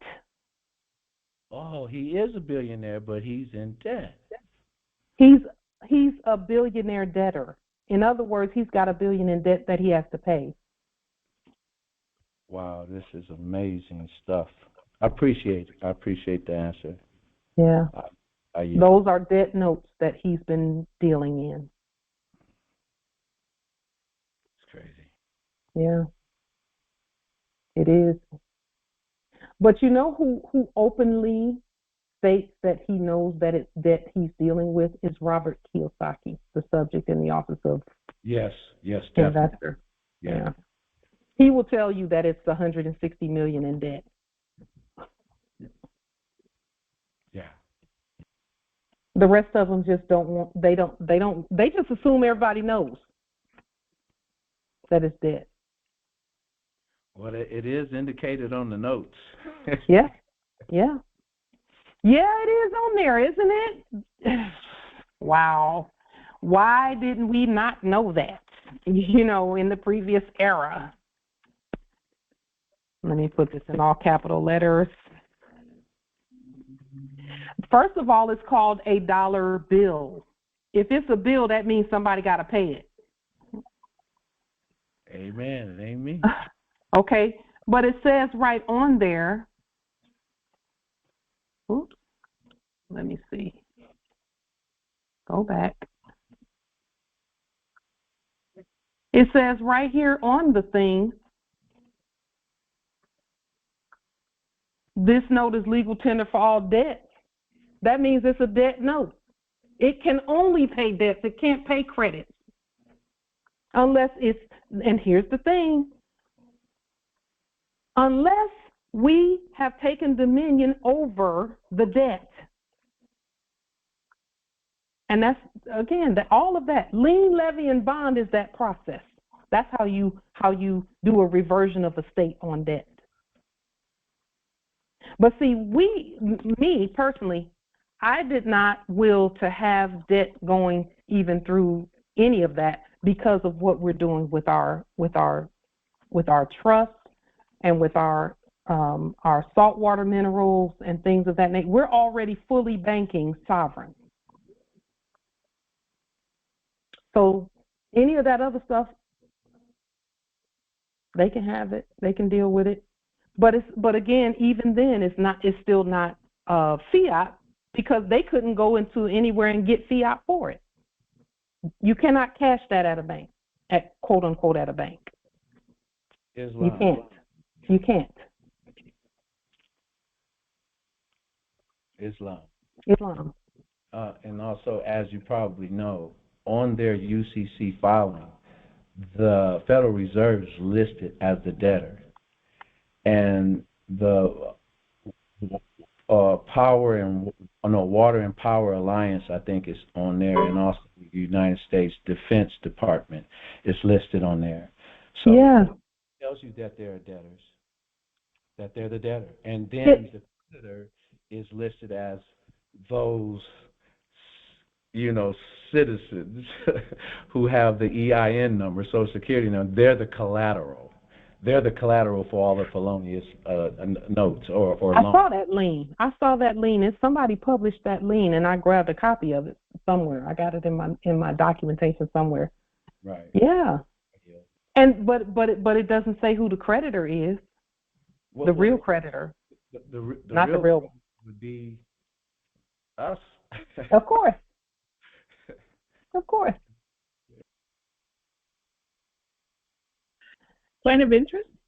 Islam.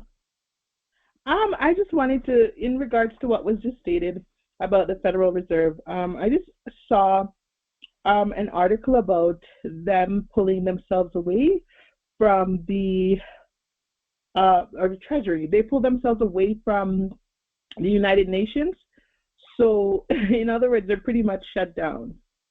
So, So it is trickling down. Mm.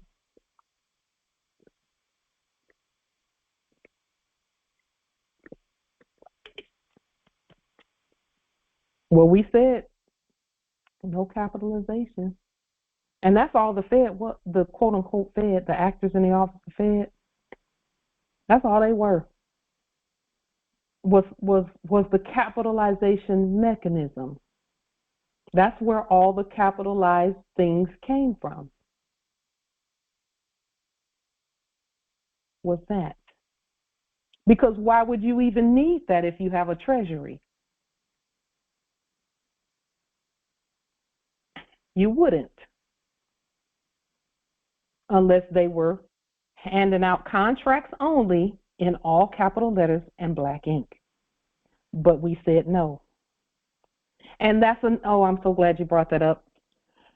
That's another reason why we felt no condemnation at all.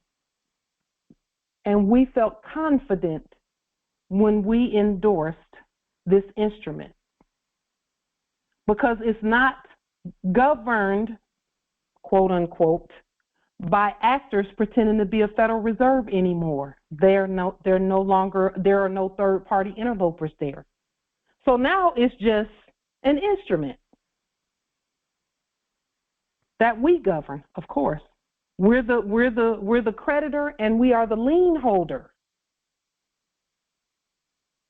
because we're the ones who filed the lien. That's the difference in the nature of this instrument. Justice Akil, do you see the difference? Nobody pretending to be a Federal Reserve had to sign it. No one pretending to be, because see, remember, back in the 70s and the 80s, it always had the quote unquote printed signature of the one that was previously acting as Secretary of Treasury, Secretary of the Treasury. All of those types of instruments used to have it stamped on there in shiny black ink. Secretary of the Treasurer, whomever. Well, now it doesn't have anything on there that we recognize as being, human. Islam, nobility. So based on what we know or what we've shared, there will be a time manifesting when all accounts will go to zero. Like just take somebody like Oprah, she's a billionaire, and you got this billionaire, and you got this millionaire, and all these people with money on down to me. All that fiat is going to be zeroed out. For most of them, it's already zeroed out. They're just not telling you. But then there will come a time where people will know when they see fiat blowing in the wind, right? Well, we see it already. We see it already. We know that Steven Spielberg and Oprah and Bill Gates and Warren Buffett and all of them, we already know that they don't have any. Jeff Bezos, all accounts are, we know that. What they're waiting for now, though, more, is for us to do what we really kind of already did, and that's get rid of all the debt. Write off the debt. But see, when we issued the law suspending capitalization, that was, believe it or not, that was the writing off of all debt. Because all debt was by capital letters anyway. Do you realize the magnitude of what we've done?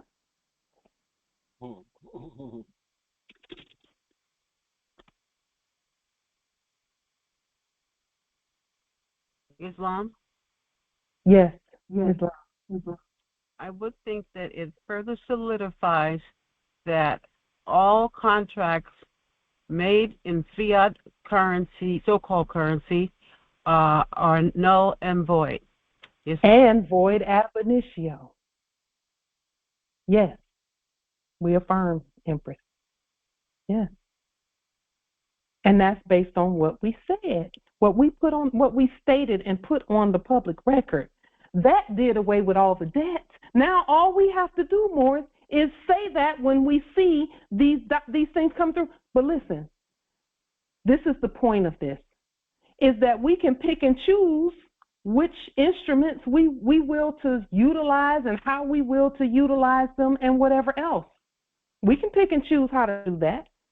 If we will to do it this way, then do it that way. And then if something comes in, some craziness comes in, some tax bill or some crap comes in, then we Fifth Amendment that joker. Fifth Amendment, we will not answer for capital. Islam. I'll be glad when they all let it be known, like the people that be sending out the notices. And it's not people. Those are auto-generated. That's why it's so easy to deal with, to govern them. The ones that come with the new shiny shackles, and the ones that's going out arresting people who are moving in their, discovery. You know what I'm saying? They're still out there. They're still doing what they do, arresting people, accosting people, harassing people. I'm saying. No, they're not arresting people. They're arresting persons who have not declared who they are. Oh, the terminology. Okay, the persons. No, the terminology is what is the issue. That's the point we're trying to make, Justice. It's the words that are the issue. We can't skim over that. We have to point it out and shout it from the rooftops. It's about those words. If they say I'm not a person and I'm a people, then guess what? That's the blood on the doorpost. And the death angel passing by. I'm not a person. I'm the people. Yeah, that's a slave. But see, people think, oh no, I just used the wrong word. You know what I mean. No, that's the issue. We must fix and keep it fixed. And if you say it and you realize what you said, change it. Invoke. We must fix the words. And as we fix it, because see, we can't even fix it for other people. They have to fix it for themselves, Justice Johnny. That's why they're having the issues, some of them. We think we can go out and just, yeah, we can assist them. But if they claim to be sovereign, they must speak for themselves. And we know they're sovereign. We know our brothers and sisters are sovereign. We know that because they come from the same Stargate we came from. I have 6 brothers and a sister. And every one of them is sovereign. Whether they know how to demonstrate that or not is a different story.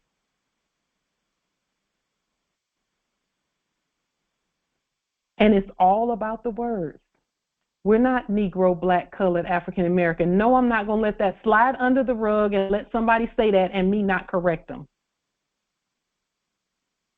No, we're not going to do that.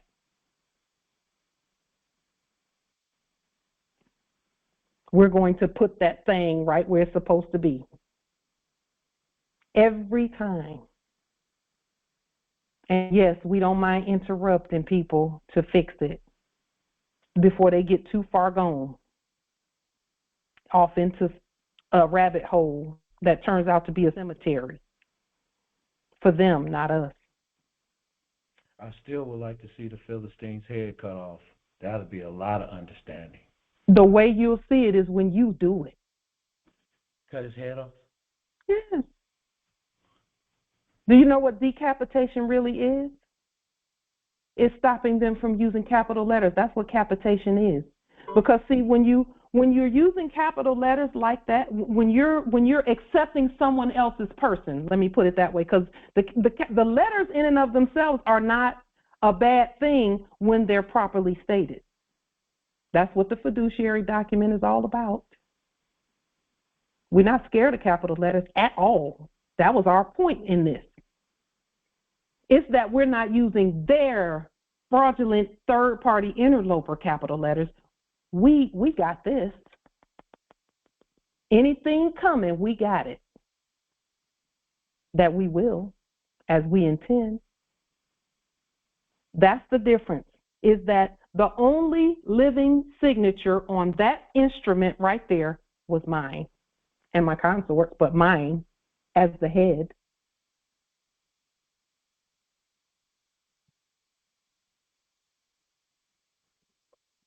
Islam. I may be going backwards. I'm not exactly sure, but I just had this thought as, presenting this particular check. Mm-hmm. If we were to walk in to a brick and mortar bank to actually deposit that check, what if, and I'm not exactly sure if this is my question, but what if we did that, but we also came in with our fiduciary document? And I'm only looking at it from that perspective because what if someone doesn't have a consort, or, you're by yourself, you're single? Okay, would that be like an option? Is that the thought here, that it is possible to walk in with that fiduciary document? Islam. So here's my response to that. Everywhere you go, you must be the judge, the justice in that court. Because despite the fact that it might have the word bank up on the thing, it's really still a court. You can walk in anywhere you will to walk in on your land, as long as you know you're the judge, you're the court, and you got all your stuff in a row. So we would suggest that if you're going to do that, that the lien, levy, and bond already be on the public record, and they be notified already of everything, so that when you say, what is your name, they know they got to give it, and that this is what's happening here. You can do whatever you will. This is the stuff that was not done in the previous era that got us sleep and looking crazy in the previous era's enactment. But now we know to do these things. So you can do whatever you will, because first and foremost, that's not a crime. Secondly, there's no injured party. So of course, there's nothing wrong with that. You're not harming anyone. Now we've moved away from that criminal nature. We don't deal in crime anymore. Now we're talking dominion. So yes, you can do that however your spirit says for you to do it. Just know that, number one, everywhere you go, you're the law, you're the court, and you must start asking questions the minute you get in there. What is your name?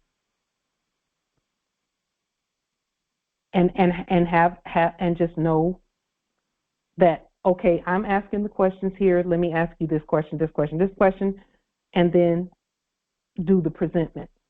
And then with your signature, you come with your own pen.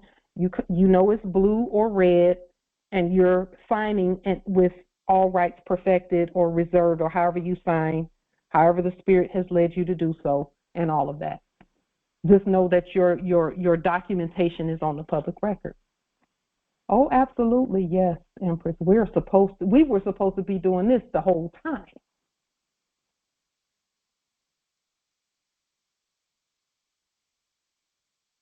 We were supposed to be doing this the whole time. So that the stuff you put in the background back there at the foundation of that action speaks first. Remember, we always stated, number one, let your paperwork precede you. That means those liens, levies, and bonds need to be on the public record before you walk into anywhere, so that the jurisdiction is established. In order for the law to be upheld, it must first be established. Now, before we got to this point, we were saying don't go any of those places. Let's get this stuff on the public record first. Let's do that first. Our proper identity must be on the public record before we do any of that. When you're talking about conveyances, going and getting automobiles and things of that nature, do not try to do that without your proper identity being on the public record and a lien, levy, and bond already in place.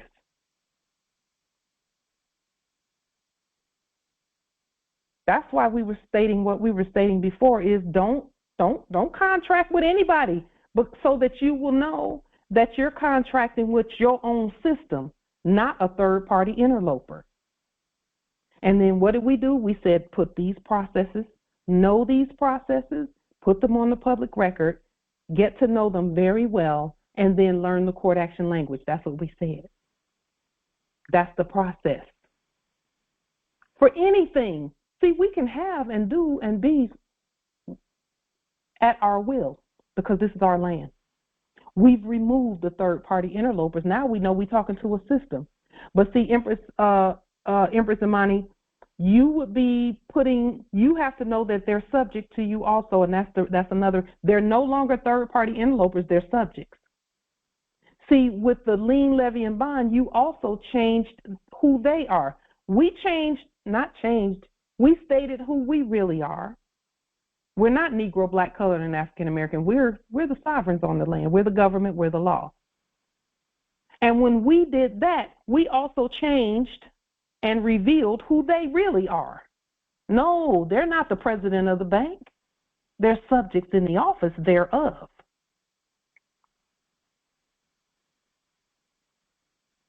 Then we can go and do and be. Islam, that is fabulous. Absolutely fabulous. Islam, thank you. You're welcome, Empress. the work. We had to do the work first. Then we can go out and conquer and rule and govern. And it's not even conquering because we already have it with the processes.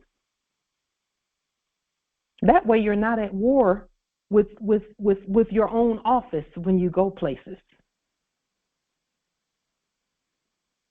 You're not at war with your own office. You don't have somebody saying they're the chief of police when you just said you are subject to the chief of police. We did that recently, very recently.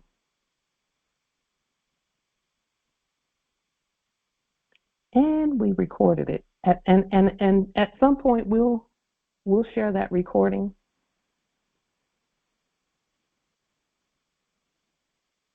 Because we're going to be ourselves, period. We'll share it privately among us, you know. We're going to be ourselves.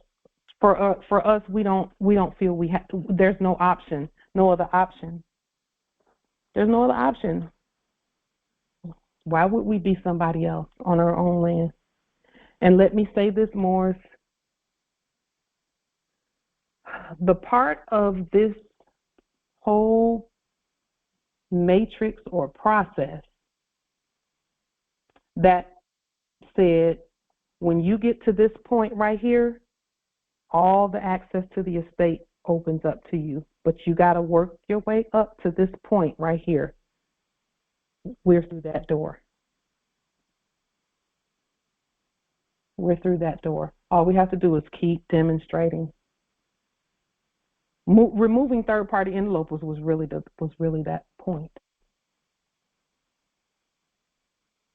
And now we just speak. Just keep speaking. When you can just go online and search for sovereign documentation and actually see it repeatedly, we've done a good job, a great job of putting things on the record. New Moors that are coming in won't even have to look far to find affidavit after affidavit, court action after court action. They won't even have to look far. And even those that were previously doing business as sovereign citizens, quote unquote, which is not a thing, they can see too that they don't have to keep acting like that. Justice Harold, you put something in the chat, and I just willed that you know that we had that to state in our notes. We saw that as we were scrolling through about sovereignty, and we noticed that the mayor. I kind of figured you saw it. It's slow. Yeah, the mayor, M-A-R-E, that, or the horse that won the Kentucky Derby, is called Sovereignty, and his number is 18, which equals 9, which I thought was just way interesting.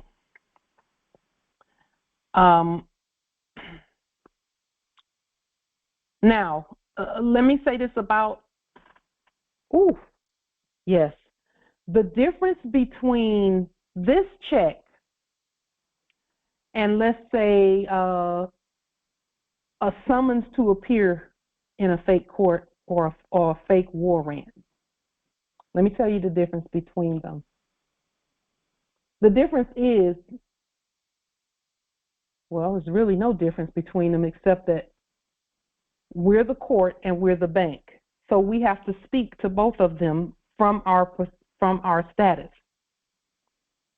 With things like warrants and summons, that's obviously someone saying go here and go there, and we don't do that at anyone else's behest. We go when we will to go and when we please. So we demonstrate our status even with those by way of the Fifth Amendment, but first and foremost, our identity. We're the court. So our court will speak and invoke and state that we don't answer for a capital according to the Fifth Amendment and according to Article 1, Section 6 in the Constitution that we've placed on the public record, and so on and so forth. And we don't even have to be long-winded about that.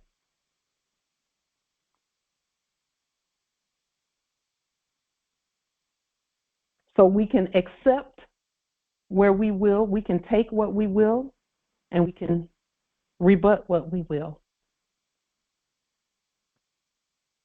You see the difference?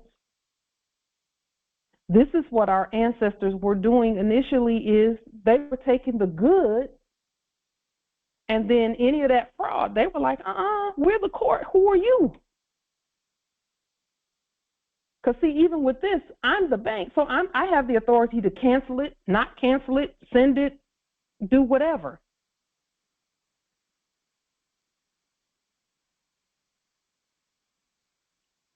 Period. That's the difference in the capital letter situation. Somebody trying to tell you to come somewhere, a computer is not going to be like, oh, hey, come to court B at 7 o'clock on Tuesday. Why? A computer won't even be there. That means there's a third-party interloper pretending to be you. So no, that's not going to happen. We're the court. And now, even according to what Dr. G put out there, they know that we have our own money, so they're asking Moors, why are you using fiat?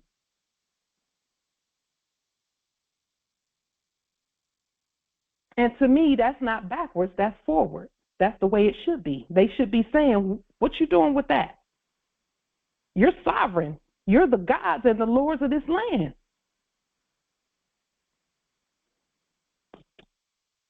And we're not bragging, we're just stating facts and law. Chief Justice Adrian Porter, what you put in the chat is just so amazing. I just wish you would share it with them. What you put in the inbox, it would be great for them to know that. I think that's funny and also appropriate.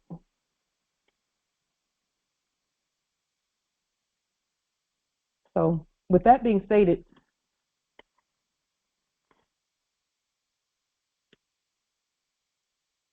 here's the difference in the check versus some third-party interloper talking about a warrant or a summons or whatever, any of that stuff. We collect by court action, and so we've already put all of those court actions on the public record. We did that long before these checks, these paper checks started coming in. We are doing the governing actions such as canceling the checks and keeping them as recorded accounts on our books. Once we cancel the check, the amount is added to our personal estate records as a credited entry that we can then count as an asset to our estates, simply because it's system generated. It's system generated. Justice Adrian Porter put something in the chat that's quite interesting. He says he sent a lien levying bond to the subject in the office of State of South Carolina Treasurer, and he lists his name. And it says now he is on TV for $100 million missing.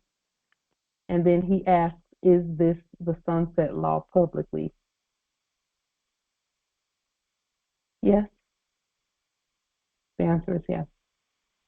Because Justice Adrian is talking about the sunset law that this Congress put on the public record that said close down all of those debtor actions, close them all down.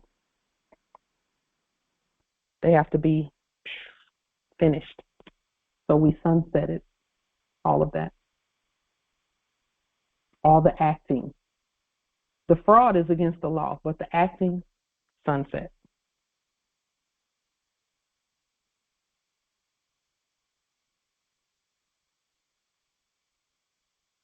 You're going to be seeing a lot more of those enactments as well as we continue. Lien, levy, bond, restating things, and all of that. Are there any other questions, comments, and wisdom about what we've stated thus far? And Islam, Empress. So I'm looking at this Treasury check, which is, as you state, system generated. Mm-hmm. Near the Treasury, we can also create Treasury checks. Yes. The $10 million check that I created was a Treasury check. Oh, it was? Okay. Okay. Because I was looking at that and saying, well, the Treasury check, so we can create a Treasury check. But then I guess they're all Treasury checks, even if we use the bank. True. That we've, leaned, levied, and bonded, we're the bank. So Still. we can, there's not really a difference between them, because, for instance, one could be a Bank of America or a Scotia Bank, but we could literally do a United States Treasury check outside of the bank that we are using, that is ours, that is us, for instance, the Scotia or Bank of America, mm-hmm. or they're really one and the same. So even if we do the Bank of America or as you did, I think, I forget the name of your United Auto. The banking system is United Services Automobile Association. Thank you. So it would be a Bank of America system, mm-hmm. and is the same really as the United States Treasury system. Yes. Yes. They all operate on the same system that contains 9-digit routing numbers and, so on and so forth. Right. They're all part of the overarching banking system. Okay. That we created, Islam. Exactly. Thank you. Yeah. I yield. Thank you. Islam. Islam, it was like the public records that you speak of. Do you have a site where you got your documents housed, or do you use the recorder's office or something like that? I send them wherever I'm doing the demonstration, and that is the public record. Generally, it's subjects in the office of county, subjects in the office of bank. All of that is public record, unless I state specifically that it's personal.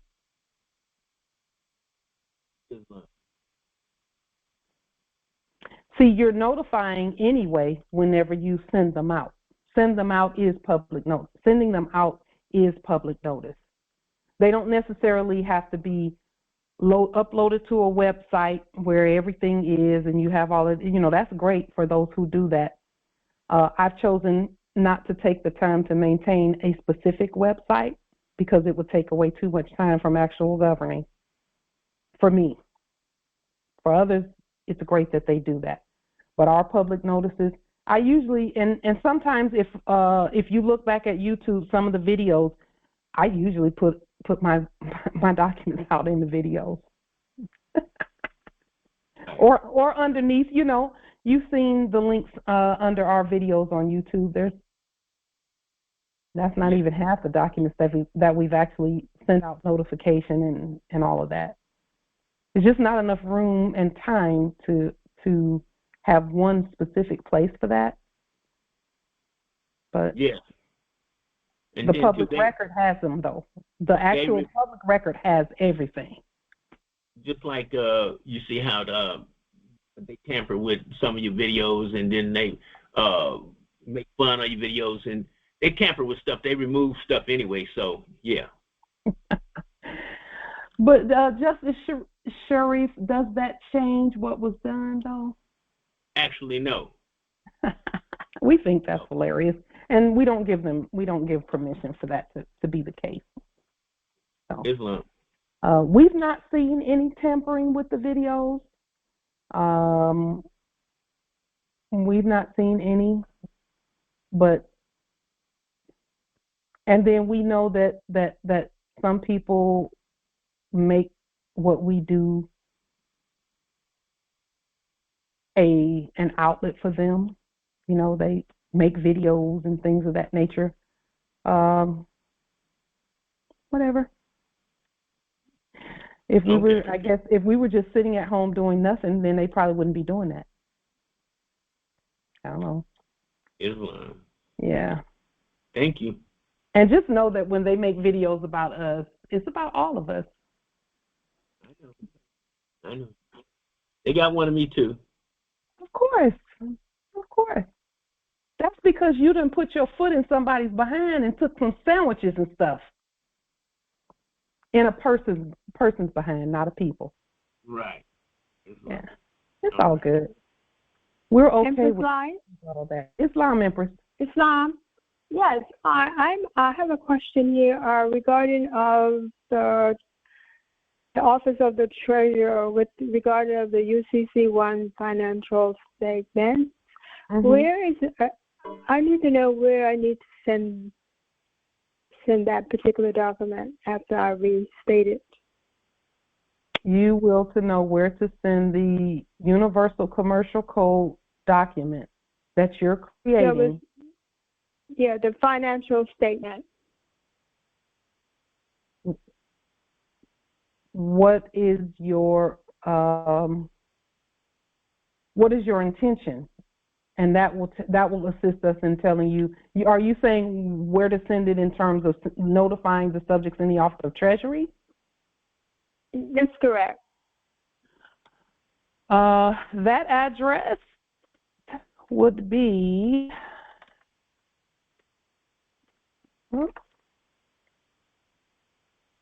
You can just do it. It was in Washington. I didn't know it was locally where I am located. Unless your spirit says otherwise. No, in the past, that's over 3 years ago, you were sending it specifically in a location. I don't know whether that has changed or not. This is where we've been sending the things that that's the entire address right there. Using our government mailing.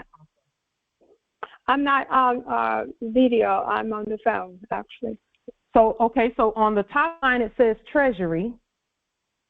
On the second line it says Internal Revenue, not Internal Revenue Service. It just says two words, Internal Revenue. And on the third line it says Ogden, Utah. Okay. Was it Oregon? O-G-D-E-N. O-G-D-E-N, Ogden. You said Tennessee? Utah. Mm-hmm. Okay. Ogden, Utah. Empress, do you have do you know the government mailing process?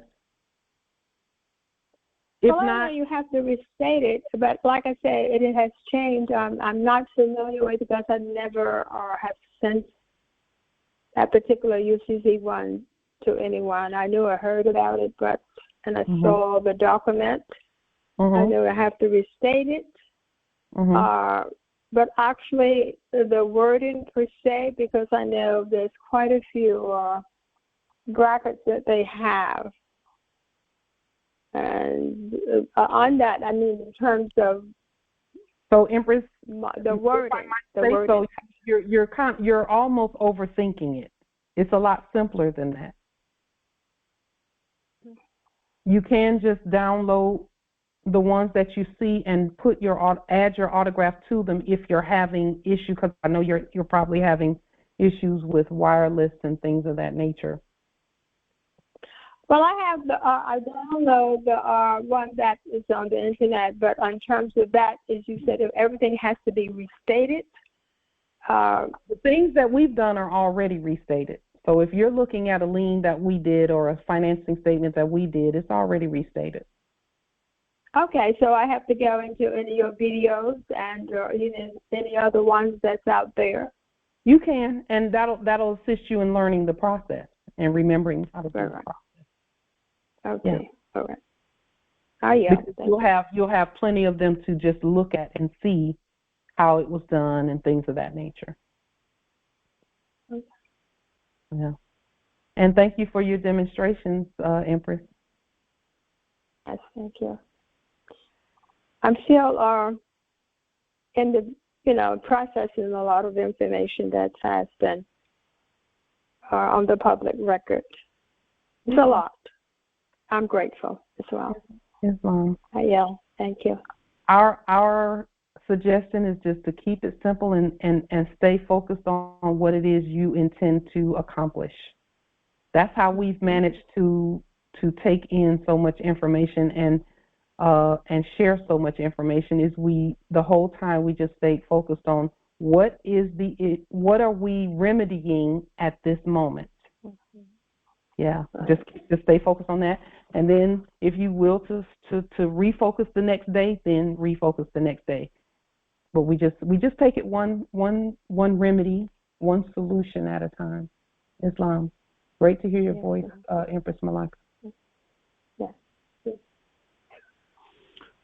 So, Islam, Empress. Islam, yes, Justice.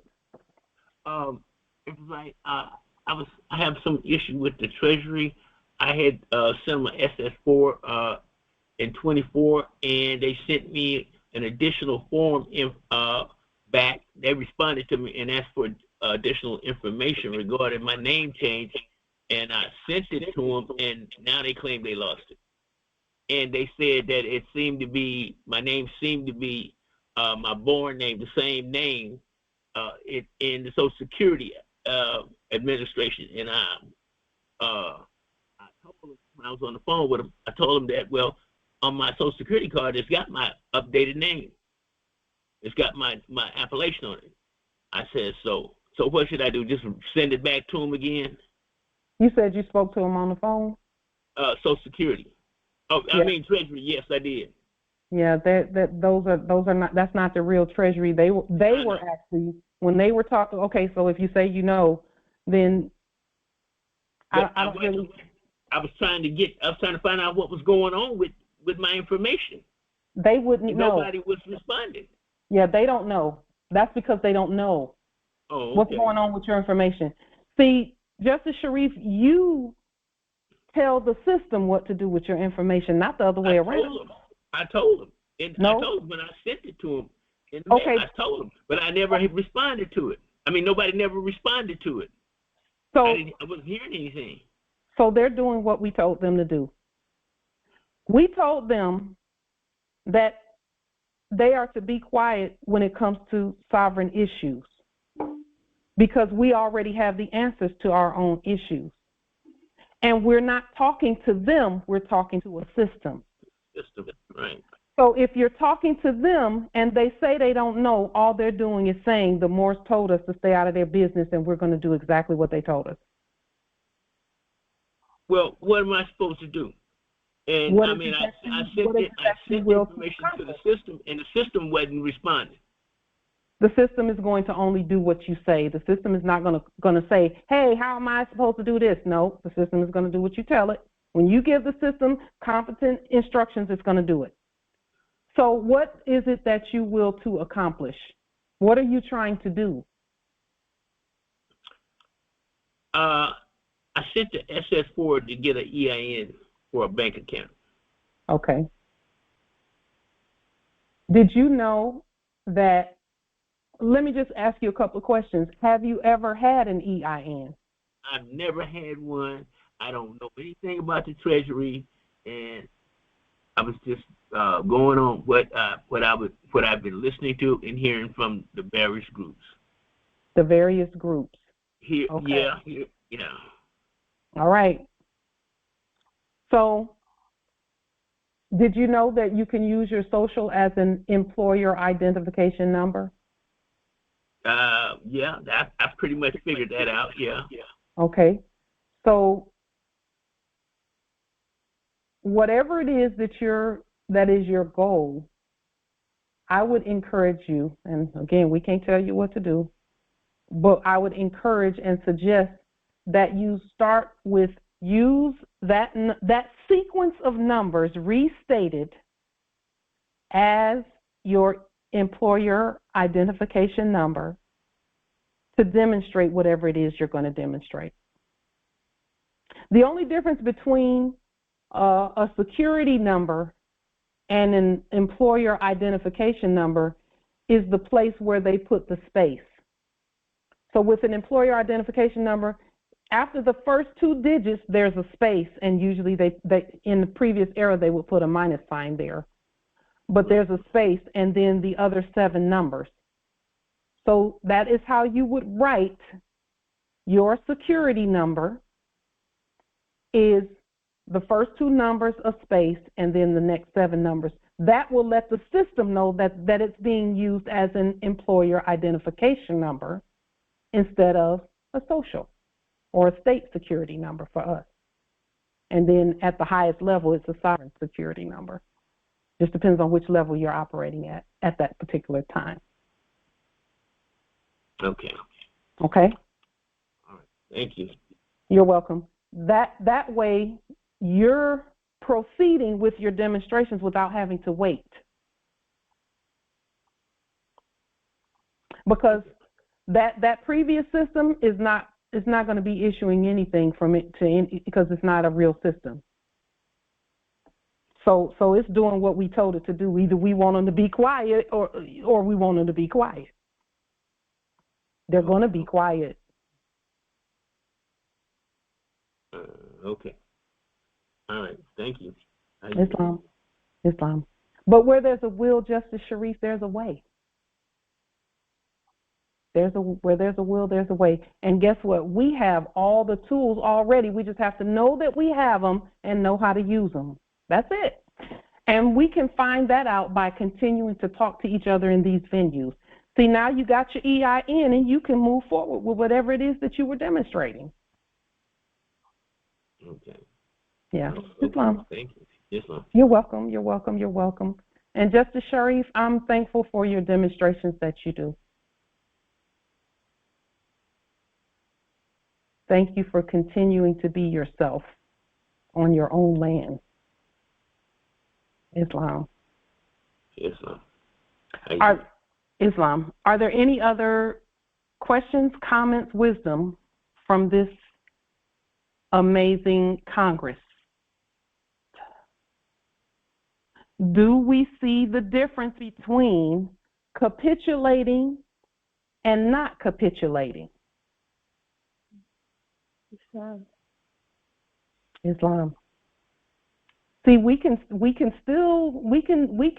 have all the wealth we will to have, but we must be ourselves. The ancestors really just willed that we stop doing everything and correct ourselves, correct our status, correct our names, get everything on the public record, state our authority, create our system. That's what our ancestors willed that we do before we engage any further in anything. That was their will for us. They weren't trying to keep anything from us, and no subjects was going to go beyond that and start just taking people and taking things and doing all this kind of stuff. Those things that we experienced was simply to get us to this point where we put everything on the record and then we proceed forward with accessing our estate. And everything that you will to see is yours, is ours. Everything that we see is ours. They just said, just hold on a minute. First, declare your nationality, get together and unify, agree on some things, put the processes on the public record, create the system, notify everyone, and then proceed. Islam, Empress. With the steps that you just stated, where does and I had that question in what I'm asking now in the chat, where does the court action fit in this process? Is that before or kind of like after, or I'm not exactly sure. It should be coming with everything you send out. There should be a court action document in there. Okay, a court action document. Okay. Yes. So now we did the actual, I can't say actual because they're all actual. We did the court action videos where we were doing court actions and we recorded them because our court is a court for record. It's a recording court. What I did when I did court action videos is equally as effective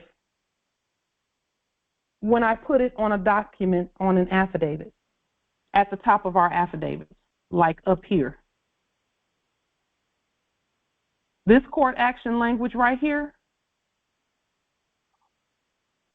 this is the court action language.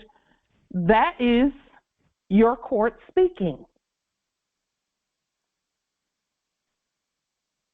So when you put an affidavit on Moorish government letterhead, there's the letterhead right there, and then we put the court action language. We give the document a title, whatever that title is. It'll say universal, sovereign, original, indigenous, ancient, natural, divine, quo warranto, mandamus, restitutio, writ, affidavit, whatever your spirit says.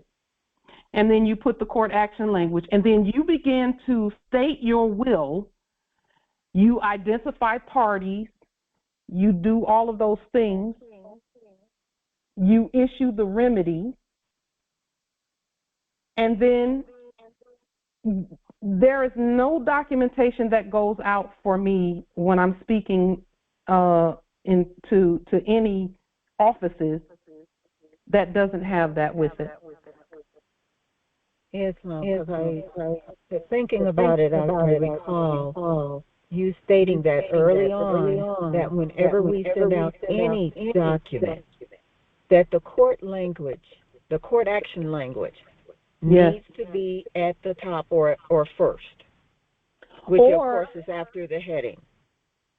Or you can have whatever it is that you're accomplishing, but then add the fiduciary document, which has this language at the top of it. And that's generally what I do, is add the fiduciary document into the mailing, stamped and signed and sealed,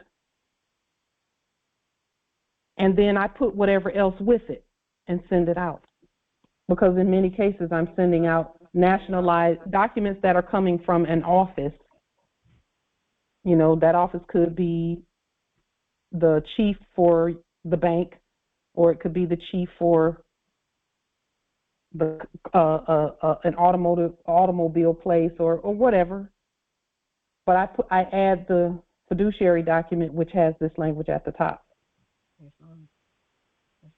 Every mailing, and then whenever I'm speaking or whenever I'm out or whatever I'm doing court actions the entire time. I don't care how many people are skinning and grinning and, oh, how you doing? Oh, I love your hair.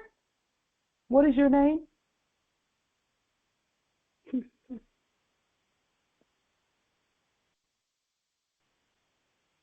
We don't. That is what we do. Islam nobility. Yeah, I wanted to know if that's your court act, so you're no longer calling them into court and calling the debtors' names and then discharging or settling the debt.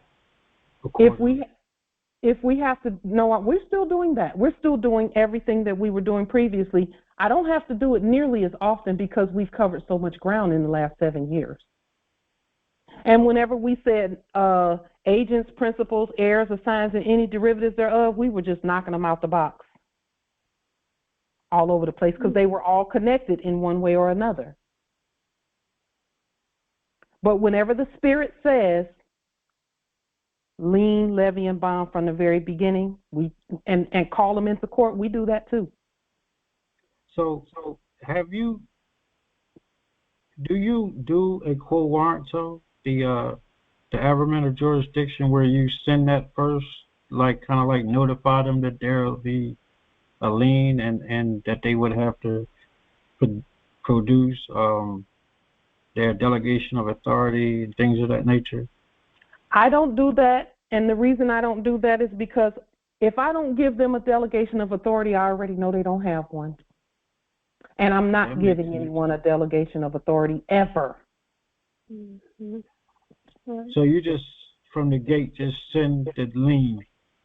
From the gate, this document right here is called a quo warranto mandamus restitutio minimus writ affidavit.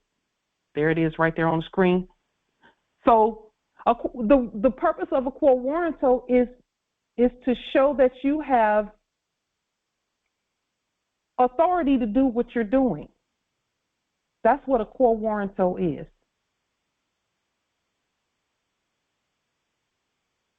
Okay. We just know that if we didn't give them authority, they don't have it, and we haven't given, from our perspective, we haven't given anybody authority to do anything until we say so. So we skip that. We don't skip it. We just include it in everything, and we say we know you don't have authority because we didn't give it to you. So we're not going to sit and ask you that question. We're going to ask you these questions. So we're still doing court actions, and we're still asking questions. It's just there's no need to ask from our perspective, because we know we're the court. There's no need for the court to ask, do you have authority to do that? Right. But when we can just look in our records and see, do you have authority to do that? From our perspective, if we're talking to each other, that's the authority. But if we're talking to subjects and subjects in the office of, we're the authority. Period. Islam.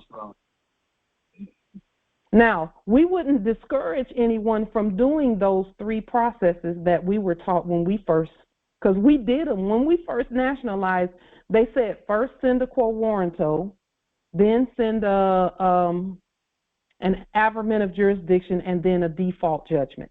Those were the three. Right. Quo warranto, averment of jurisdiction, and then a default judgment. Our courts are speaking so often now that for us, we don't, if we didn't give you a delegation of authority, and to us the word delegation says all we need to know anyway. That means somebody don't have any legs and they can't go nowhere. That's what delegation is. And so we don't issue those. Just yet. We haven't had to issue them any. And that doesn't mean we won't issue any in the future. We may, but we've done those demonstrations already. So we just keep building on the demonstrations that we've done. We're the authority. As far as we're concerned, we're not even messing around with that. But we honor those processes because those are the ones our Grand Sheik taught us from the beginning. And that was before me, before I knew that we've always been the court. I didn't know that at the time.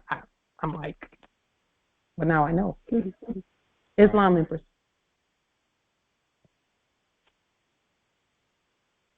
Are there any other questions, comments, wisdom? Could you scroll this a little bit more so I can get a better screenshot? Of the court action language?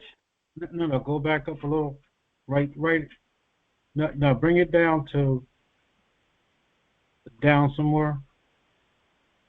Right about there. Yeah. Oh, right this stuff doesn't have to be on your documentation. We just do this for Congress. Oh, okay. Yeah, that doesn't have to be there. But this other, we put all of this other on the top of all of our documents. And most recently, as in the last 24 to 48 hours, the ancestors have given us one other thing to add to our documentation, and that is a symbol of peace. Mm-hmm. A symbol of peace. And we looked it up and we saw that there were different symbols for peace. We saw that a hummingbird is a symbol of peace. Mm-hmm. And since we see so many hummingbirds right here on the property, we are going to add hummingbirds to our document. Just a small little hummingbird somewhere in the corner, or either at the bottom or up at the top or somewhere. We're going to add a hummingbird. They used to use a dove in the previous era and in the Biblios as one of the symbols of peace, is a dove. So, and that's what the ancestors have inspired us with in the last 24 to 48 hours because of the demonstrations that we're doing right now. Is, you know, they're elevating to another level in terms of, you know, access to the estate. And we're all doing that. Everyone is having access to the estate. Are there any other questions, comments, wisdom from this amazing Congress? Islam Empress, when you're asking subjects, what is your name? Are you recording? It's automatically recorded because we're in a recording matrix. Now, the way that I show that I'm recording it is I state their name. Okay. Once they say it, I state it.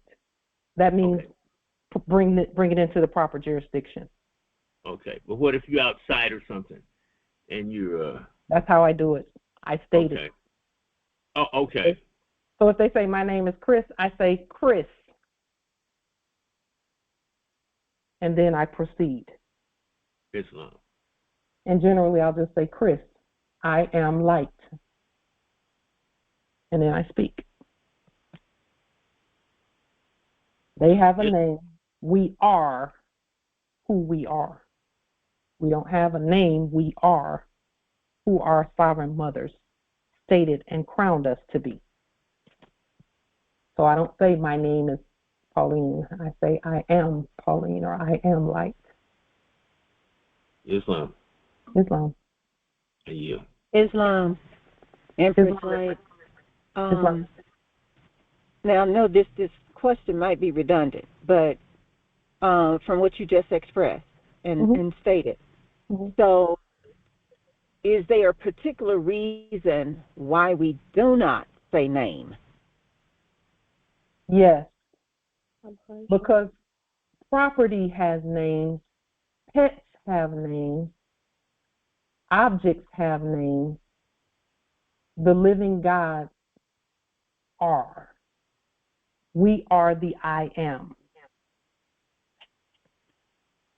You know, that scripture comes to mind. And don't let me quote where it is, but I just kind of know what that scripture says. I am that I am. Yes. Yes. I am. That's either Genesis or Exodus. Yeah. Mm-hmm. So even God in the Old Testament, God did not say, my name is God. God said, I am that I am. And for us, we say, I am who I am.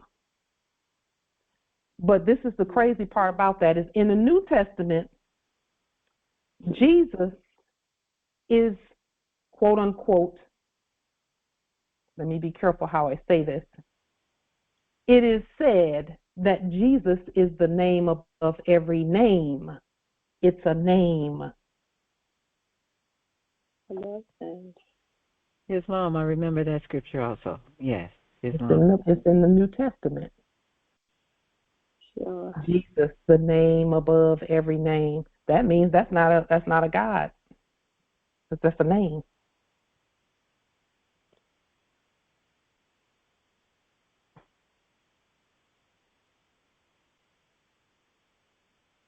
Islam, I really do appreciate you. You've done this on more than one occasion where you brought to light the scripture. Yes. Because we wrote the original. What's that? We wrote the original. We all wrote the original. Islam. Yeah. Thank you, Empress Amani.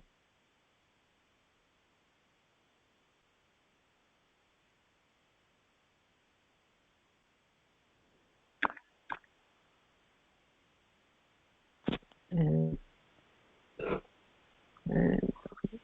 Justice Harold, we thank you for what you put in the chat. We're just so grateful for you. We really are. We're very grateful for you. We're grateful for all who are present here. Indeed. And then Justice Adrian, he says that he sent documents to the Treasury in Kansas City. They forward to Ogden, Utah, to our Treasury because of our mailing with our government seals on the green certified return receipt. Yes, they know. Listen, Justice Adrian says that he sent something to the address for the Treasury in Kansas, the Treasury system. I'll clarify that. The Treasury system in Kansas, and they forwarded it to Ogden, Utah, because of the government mailing system, the seals on the green certified return receipt. The system knows what we have told the system to do. That's why the system is the trustee. All the trustee does is issue paper and make sure everything is moving like it's supposed to in the system. That's what the trustee does. That lets you know, Justice Adrian, that our system is doing what it's supposed to be doing. That's happening. Are there any other questions, comments, wisdom? I believe that is all we have. Let me just look. Yeah, we talked about this already. You know, the difference in the capital letters. We take advantage of what we will to take advantage of, and then we Fifth Amendment everything else and first identify, and this is what the Fifth Amendment says really quickly. No person shall be held to answer for a capital or otherwise infamous crime unless on a present. And it says unless all this stuff, but for us, no person shall be held to answer for a capital is all we need to know. Period. A capital is a word in capital letters. See, people don't know that. People don't know that that's the simplicity of the Fifth Amendment. We are not supposed to be answering for one, but we can use the system to see a check was not answering in a fake court for one. And that's why we felt completely comfortable autographing, because we're not answering for a capital. We signed a check under our authority. A check that was under our authority.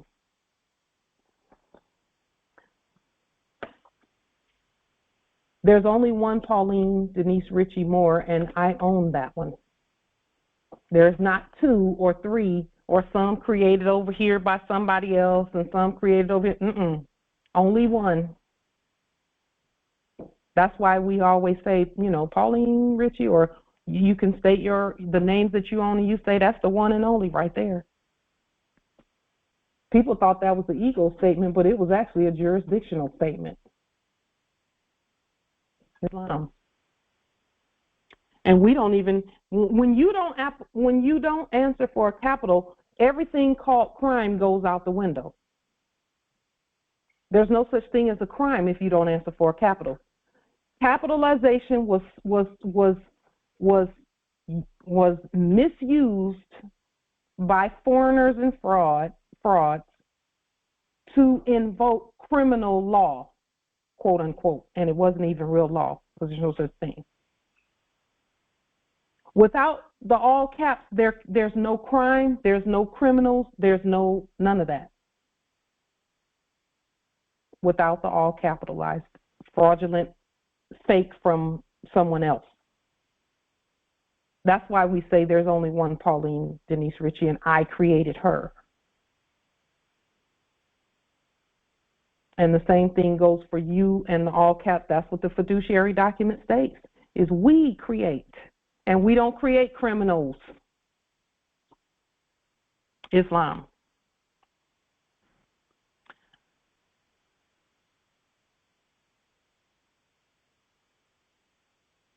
That is all that we have for this platform today. We appreciate your presence. Islam Empress. I do have a question, because you said this is one of the private ones. And yes. I remember when you were going over, but I wasn't sure because I was trying to figure out how to get to the private videos. Do we have to subscribe, or how do we get to them? I'm not really sure with YouTube, but what I will do is I put it up and I list it as private or unlisted on YouTube. But when you list it as private, I think you can put email addresses of people who you will to see it, and you'll be able to see it when you go on the website, or either it will be emailed to you and you can see it. So I'll email it to anyone who wills to have it.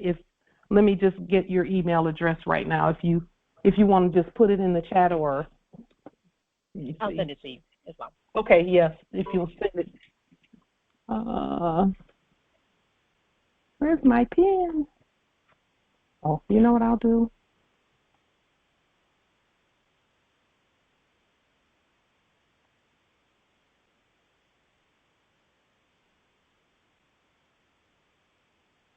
I will, yeah, if you'll just, yeah, there it is.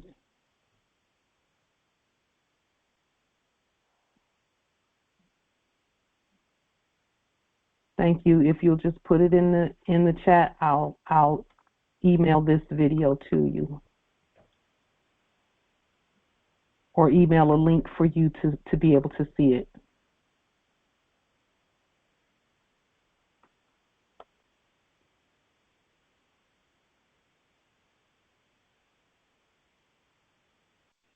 We miss Empress Angel, Justice Nate, just so that you know. I see her email there. Islam Empress. Islam nobility. This is Chief Justice Mosey Bay. Just want to give a report back to Congress from the round table. Everything's been going smooth at the round table. I appreciate all the gratitude and love and support. I want to thank the nobles that's been showing up with the right energy, sharing information, sharing love. And I want to let the Congress know that Chief Justice Johnny reached back out to me, and he's planning on to have the banking demonstration at the round table. And we're going to set a date ahead of time so that I could inform the Congress, so that any other members that would like to join the round table meeting during that presentment, they're more than welcome. But I just want to thank you, Light, and thank the rest of the members for giving the erudition, showing the love, and sharing the energy. With that, I yield. Peace and love. Thank you so much, Justice Mosey, for doing that. Thank you so much. Empress, this is Justice Travis. It's Justice Travis. Can you contact me if I put my email in there? Because I've been missing out on the round table because of my schedule, and I want to get involved with that. So, brother, if you could, you give me your information, we can link up so I can attend. Yes, I'm gonna put my email in the chat right now. Islam. Let me see. Can I?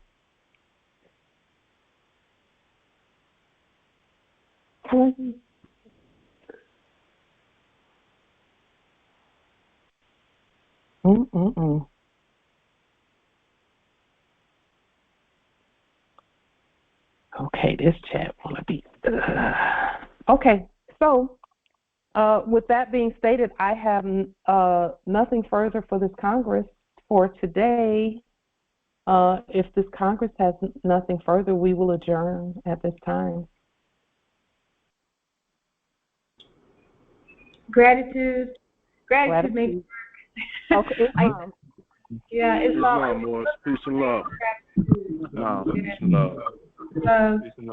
Islam. The grand rising to the sovereign, original, indigenous, natural, divine heirs. Islam. Peace and love. More Mike erudition. Islam. Peace, love, and success. Islam. Peace and love, more. Much love and respect, Empress. Thank Islam. you, nobility. Same to you. Thank you. Goodbye. Islam. Thank you, Empress Rose Tao.